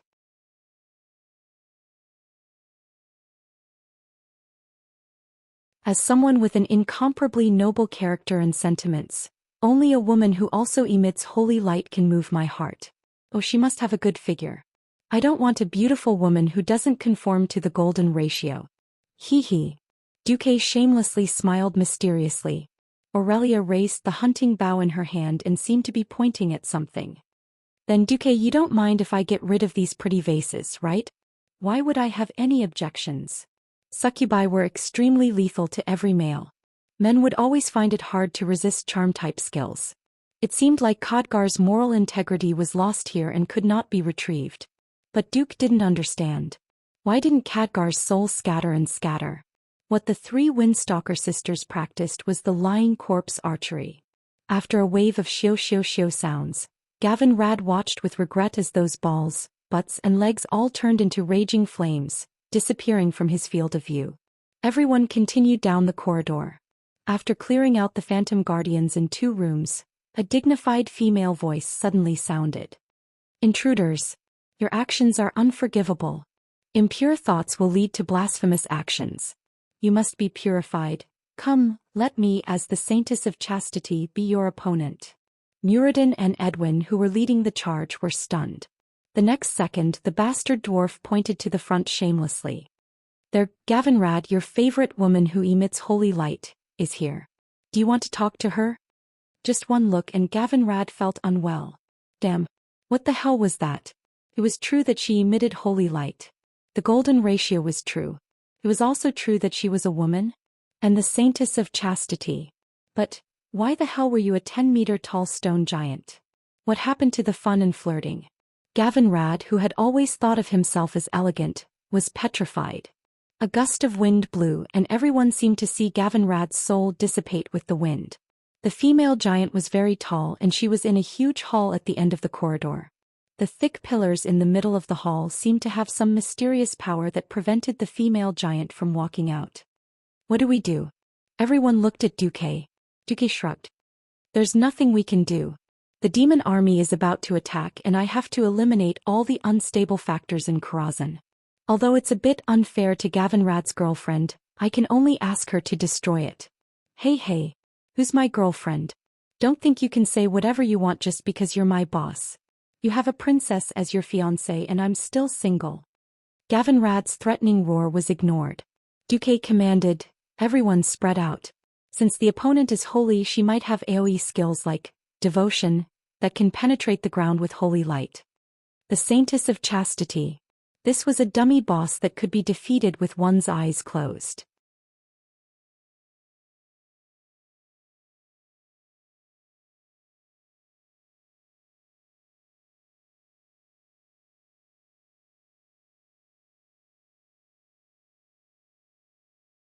Chapter 650. Dwarves were all straightforward people. Unless it involved secrets, they would usually say whatever they thought. Otherwise, why would the gun called dwarf fishing rod be so famous? Muradin's big mouth pushed Gavin Rad directly onto the fire. Apart from Theon, after a brief moment of confusion, almost everyone held in their laughter until they suffered internal injuries. Gavin Rad was also a big mouth. He had just finished talking about his criteria for choosing a girlfriend, and then a boss that fit his criteria jumped out. He really deserved it. Gavin Rad almost had the urge to kill him. But the bastard Duque continued to push the poor paladin into the fire with a straight face. In order to face the coming demon army, we must unite all holy forces.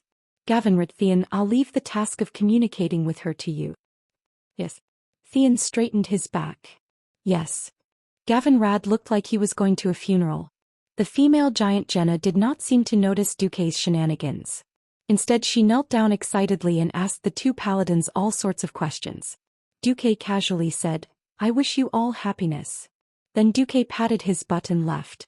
This was a small step for Gavin Rad to sacrifice himself, but it was also a big step for the great cause of the Holy Light.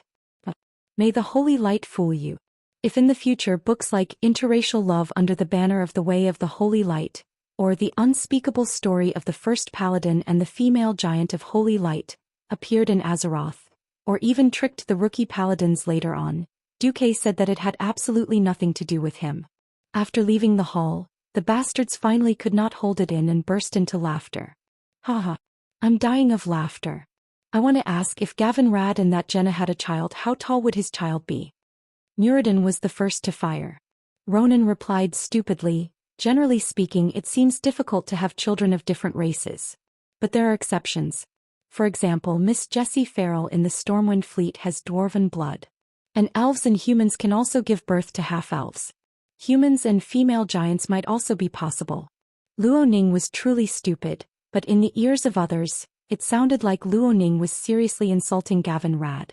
For some reason, the three Windrunner sisters blushed when they heard the word half-elf. Of course, except for Benedict, the Bishop of Holy Light, the focus of their discussion naturally fell on the immoral topic of how humans could have children with stone giants. Without two holy knights, the vanguard of the team was much weaker. But it was not important. After dealing with the succubus disguised as a maid, Karthika and his heroic army returned to the battlefield.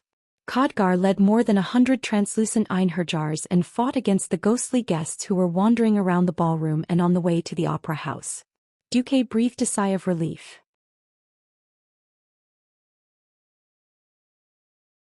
In fact, he was still a bit unsure about clearing out Karazhan. This was Azeroth in real life. It wasn't a game that simply ranked the strong and the weak.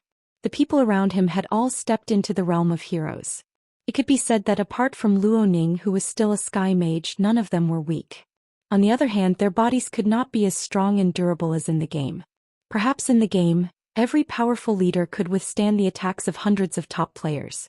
Unfortunately, this was reality. After seeing Anduin and Orgrim injure each other so easily, Duque understood.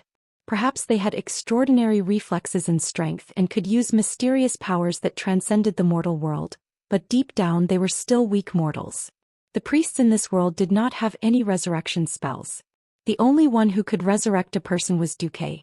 Sighing, Duque and the others had arrived at the opera house in Karazhan. Wow. So beautiful. After this place is cleaned up, can we enjoy the opera here? Sasha shook Duque's arm excitedly. Duque laughed. Of course.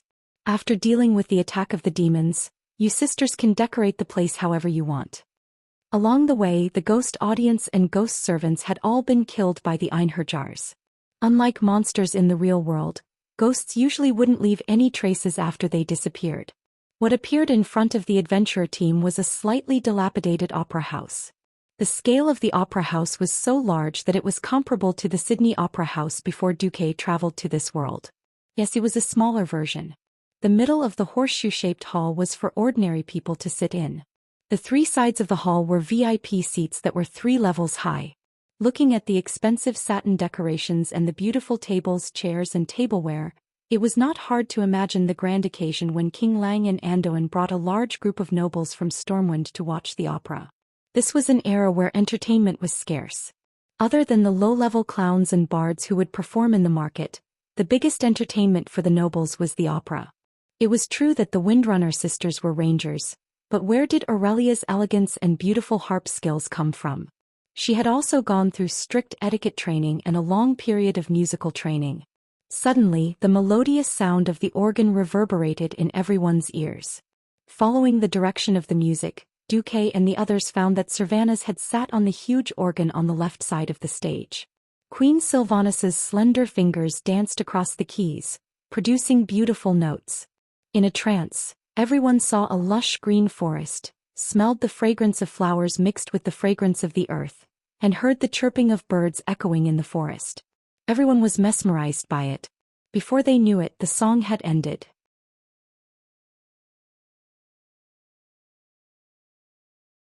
It was not just Duque and the others. Even the Einherjars gave Servanas a warm applause. Servanas sighed. Duque, you have so many good things here. There are only 2 such national treasures in the whole of Kuel Salis. Duque shrugged. If you like it, you can come here every day. I won't be in your way. Queen Sylvanas rolled her eyes at Duque with a complicated expression. Humph. Duque was a little confused. He turned to Aurelia and asked, Did I piss her off? Aurelia covered her mouth and snickered. I won't tell you my sister's secret. Look, Duque, can I go on the stage? Windsor pointed excitedly at the huge stage that was covered by a red curtain, her hands waving.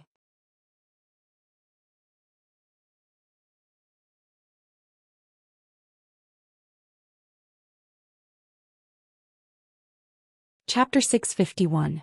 That stage. It had been so easy to get here that Duque had almost forgotten about the stage. Coming back to his senses, Duque immediately stopped Sasha. Wait, I sense a strong presence behind the curtains. Perhaps Duque's expression was too real, or perhaps Duque was too cool. The moment Duque finished speaking, Edwin Van Cleef's expression changed. The 3 Windrunner sisters' expressions changed as well. It would be their fault if they failed to find the enemy. My apologies, Grand Duke. Edwin immediately apologized. Duque waved his hand. It's not your fault. You are not the master of Karazhan. You cannot understand the spatial structure here. It's another world behind the curtains. Even with Duque's words, everyone stopped underestimating him. Just now, the curtains were less than 5 meters away from the audience. Because they were surrounded by Einherjars, everyone was more relaxed. Even Benedict, who was the core of the team and should be protected, was exposed in front of the stage. At this point in time, many powerful healing spells for holy knights had not been developed, and there were no holy knights who specialized in spiritual healing spells. The druids from the Night Elves had not joined the alliance yet. The priest was the main healer of the team. It was hard to imagine that if 2 arrows were shot from behind the curtains, the team would collapse. The only good thing was that this was Duque's home field. At least there was a way out. After a while, Gavin Rad and Tyrion arrived. She agreed. Duque asked. Yes, Lady Christine was thrown here by the spatial turbulence. Even she doesn't know the way back. If it's to fight against evil demons, she's willing to be the protector of Karazhan, Gavin Rad replied seriously. The atmosphere had been good. The Bronzebeard family's big mouth had easily stepped on a certain holy knight's tail. Hey, I thought she agreed to your proposal. Muradin, you bastard. I'll duel you when we get out. Gavin Rad was furious. Let's duel then, who's afraid of who? Muradin was also stubborn. All right, after we get out, it's up to you how you want to fight, but for now, don't cause any more trouble. If you really want to duel, I'll be the one to decide the weapon. Duque suppressed the 2 clowns with a single sentence. At this time, Khadgar returned. We've cleared the ghost actors ahead, but we can't find the way. A strange spatial layer had sealed off the original path. And we found a strange spirit. A special ghost. Sasha's eyes lit up. No, it should be said that the eyes of the 3 Windrunner sisters were frighteningly bright. It was difficult for them to resist the temptation of new things. Following the passage on the right side of the opera house, Duque and the rest followed the only passage to the backstage of the stage. At the end of the passage, they saw a male ghost announcer in formal attire.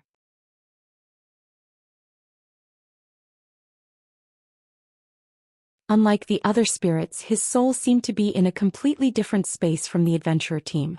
No matter if they tried to touch or use elemental power to attack, they all ended up missing. However, everyone noticed that this strange spirit would ask every once in a while, "Are you new actors? Damn it, I've already informed Master that the previous scenes were all done badly. We need a new script, new opponents and new scenes." "We're here to kill all of you messy people," Muradin replied directly. There was no response. "The holy light guided us here. We need to clear out the evil here," Benedict said. "How much do you need to tip to open the door next to you?" Edwin tried to solve the problem in a thief's way. "Duque, don't expect us sisters to seduce you," Sasha said. "Duque, the spirits." At this time it was Sylvanas who stepped forward. She flipped her long blonde hair and put one hand on her waist. "Yes, we are the new actors. Let's start the next scene." Seeing Queen Sylvanas' performance, Duque silently gave her a thumbs up. Yes. Duque, who was familiar with the strategy of Karazhan, knew very well that this was the key to solving the mystery.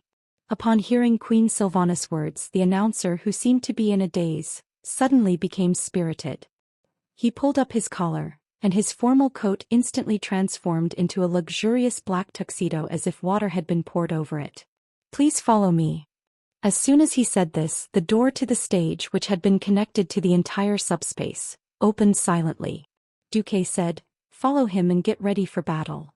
The ghost announcer's steps were elegant and steady. One could imagine how much effort he had put into etiquette training when he was alive.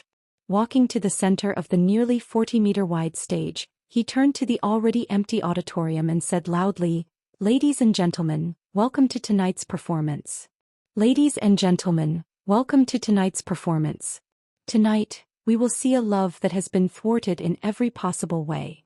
However, as you all know, not all love has a perfect ending. Sometimes, love is as dangerous as thorns. Hearsay is false, but seeing is believing. When two people who love each other meet tonight, what kind of tragedy will unfold? Let's wait and see." Now the performance begins. Duque, who had played Karazhan countless times in the past, knew almost as soon as he heard the opening remarks that the bosses this time were Romeo and Juliet. There would be 3 random scenes on the stage every time. Each scene corresponded to a different boss. The most classic opera Romeo and Juliet was the easiest of the 3 scenes to deal with. As long as the boss of this adulterous couple dies within 5 seconds, it will be considered a pass. At this time the red curtain began to rise slowly. Muradin, who was standing at the front of the team, slapped his shield with a one-handed hammer, making a loud clang.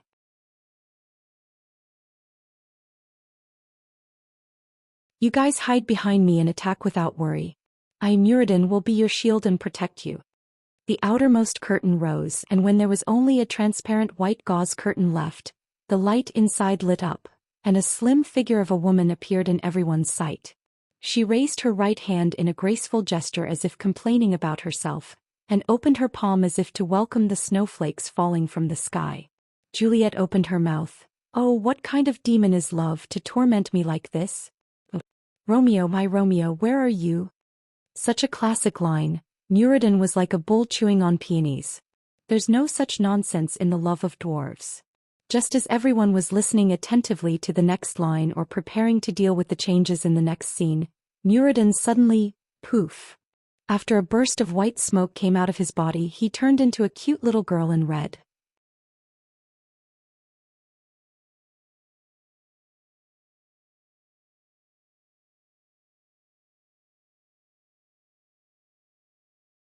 Chapter 652.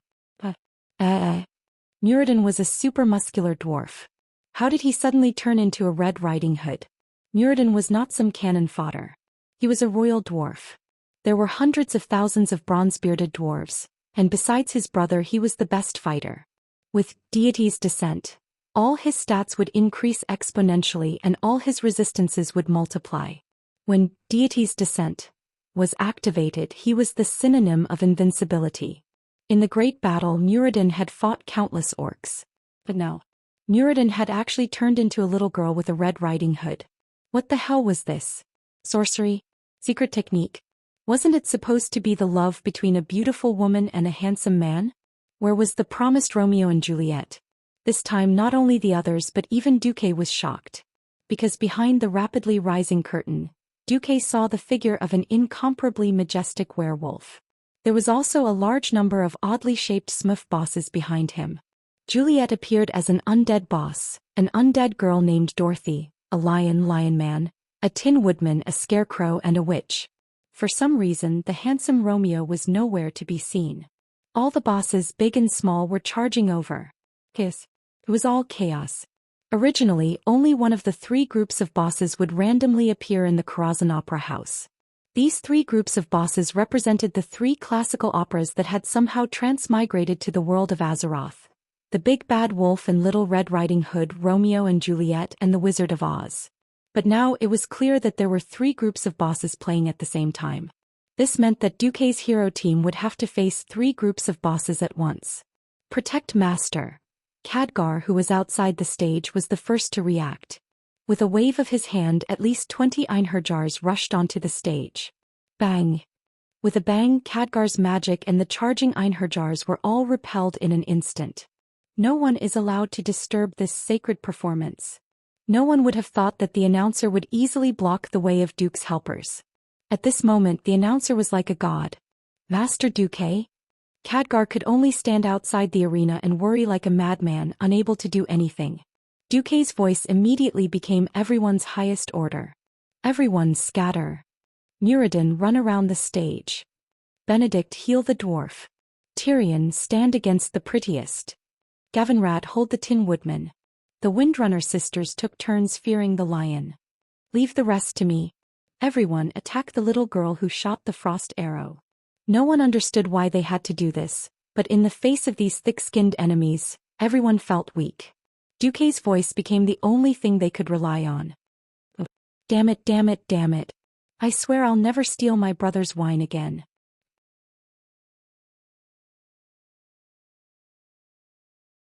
The domineering Muradin just now had been transformed into Little Red Riding Hood, running around with his transformed little arms and legs. A huge werewolf chased after him, slashing at him. It hurts. The strange transformation spell turned Muradin's insanely hard and thick adamantine plate armor into mere decorations. He felt like a little girl with her hands tied, and in the face of the evil Big Bad Wolf's molestation, he could only scream and run away brainlessly.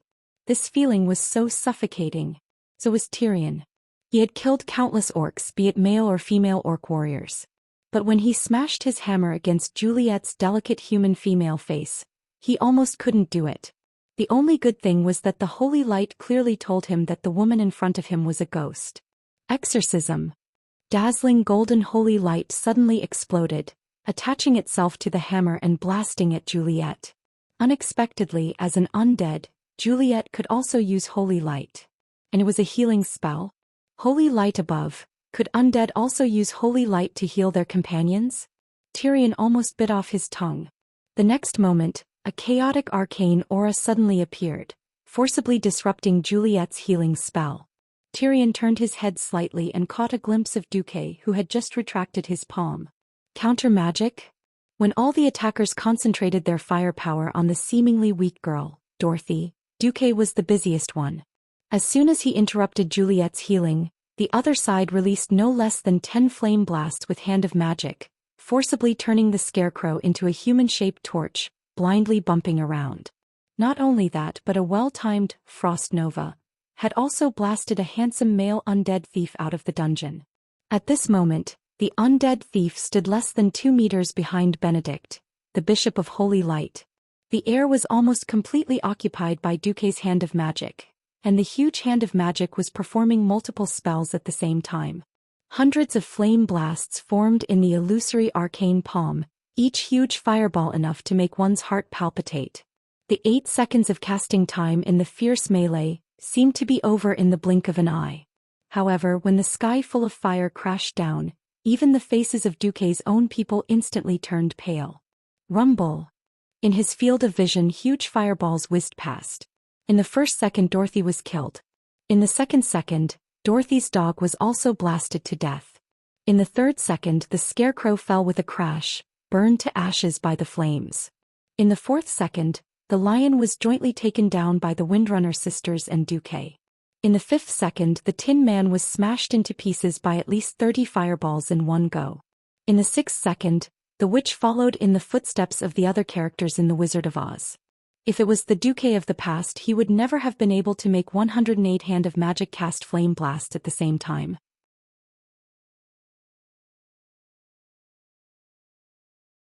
Just the upper limit of his magic power was far from enough.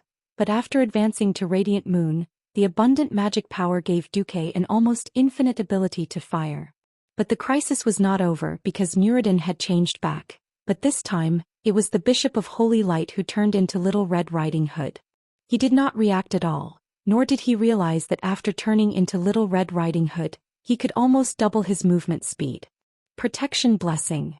On the other side, Gavin Rad reacted the fastest, and immediately cast this divine skill to save the situation. The rich holy light turned into a solid shield, suddenly propped up around Benedict's body. The big bad wolf's huge claws scraped against the holy light shield, making an unpleasant sound like scratching glass. However, no matter how much the big bad wolf waved its claws wildly, releasing more than 30 claw attacks in a mere few seconds, the big bad wolf returned with nothing. We can win. Just as everyone in the team had the same thought, an extremely terrifying stench was released from the audience seats outside the stage. That was the aura of a great demon.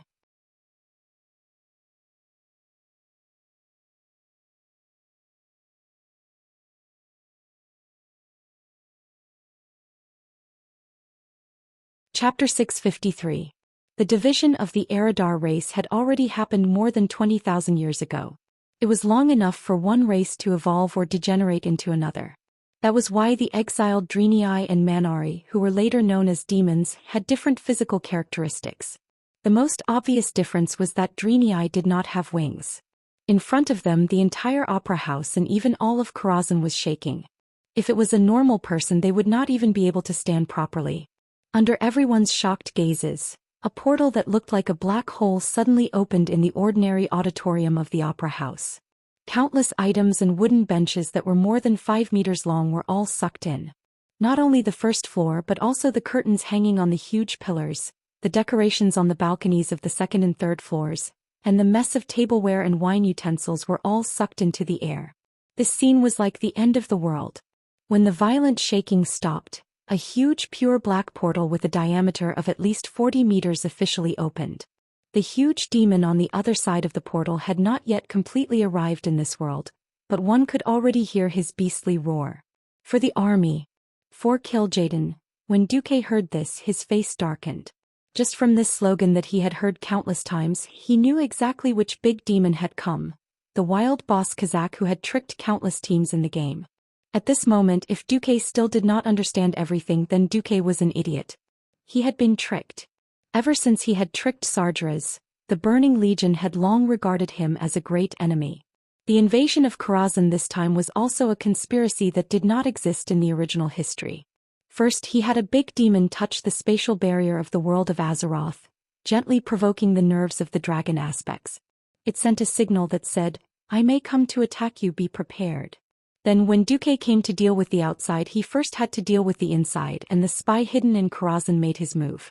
Duque did not know who the demon was or where it was, but it must be in Karazhan. Otherwise, there was no way to explain why Kazak would come when he had brought a group of Alliance heroes to clean up Karazhan. Perfect timing, perfect conspiracy. In the end, as long as Duque and the others were all killed here, Karazhan would become another bridgehead for the Burning Legion to attack the world of Azeroth. Defending a dark portal that could be activated at any time had already exhausted the Alliance's energy. What about another Karazhan that could attack at any time? This horrifying scene was unimaginable. At this time, Duque saw that his Einherjar soldiers had already rushed to the front, ready to fight to the death. Duque admired the courage of these brave soldiers, but not this time. Retreat. Retreat. All Einherjar retreat. The opponent was Soul Catcher, Kazak.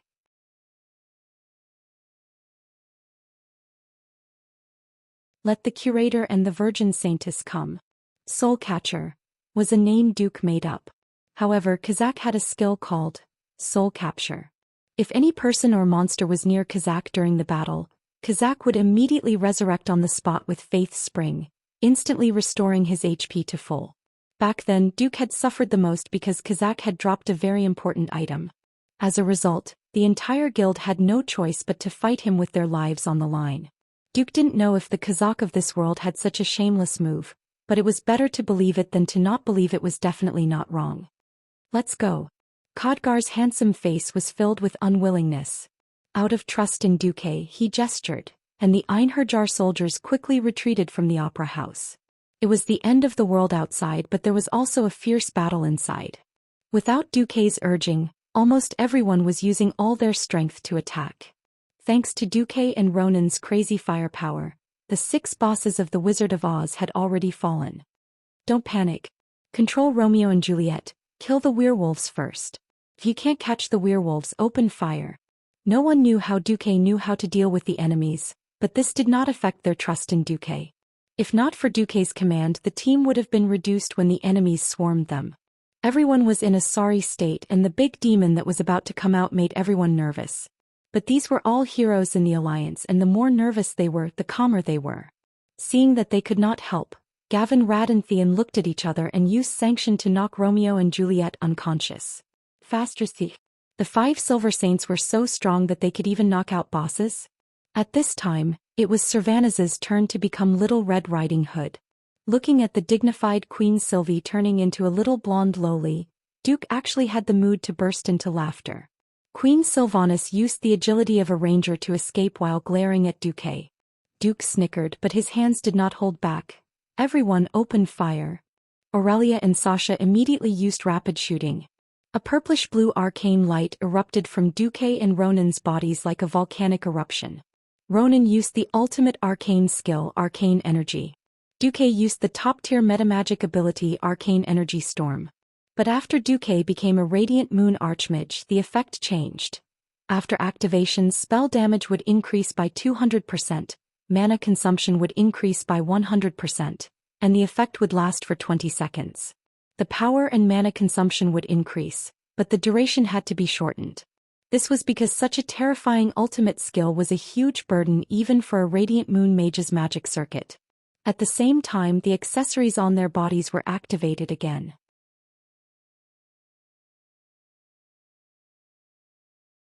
When unruly will and cruel tricks were activated at the same time, the audience felt like they were listening to a singer sing a song. It was as if the song had reached the highest note, but at the next moment, it went up an octave higher. They climbed to the peak only to see an even higher mountain behind the clouds. There was a mountain higher than the one before, and the peaks were endless. Especially when Duque poured all his mana into the 108 mage hands to cast Flame Blast. Everyone could vaguely hear the terrifying roar of thousands of warships firing at the same time. Bang! The stage was as bright as day, and almost everyone could not open their eyes from the blazing light. This was the first time Sylvanas's face lost all color. Even though she knew that those larger flame explosion fireballs weren't aimed at her, that scorching aura, that terrifying feeling of death brushing past her made her scalp go numb, her entire body covered in goosebumps. Duque, if I die, prepare to be single for the rest of your life. Queen Sylvanas finally could not help but curse. You're tuning in to the Zhou Xian's Legacy YouTube channel. Don't forget to subscribe and join us on this journey to catch the most captivating stories.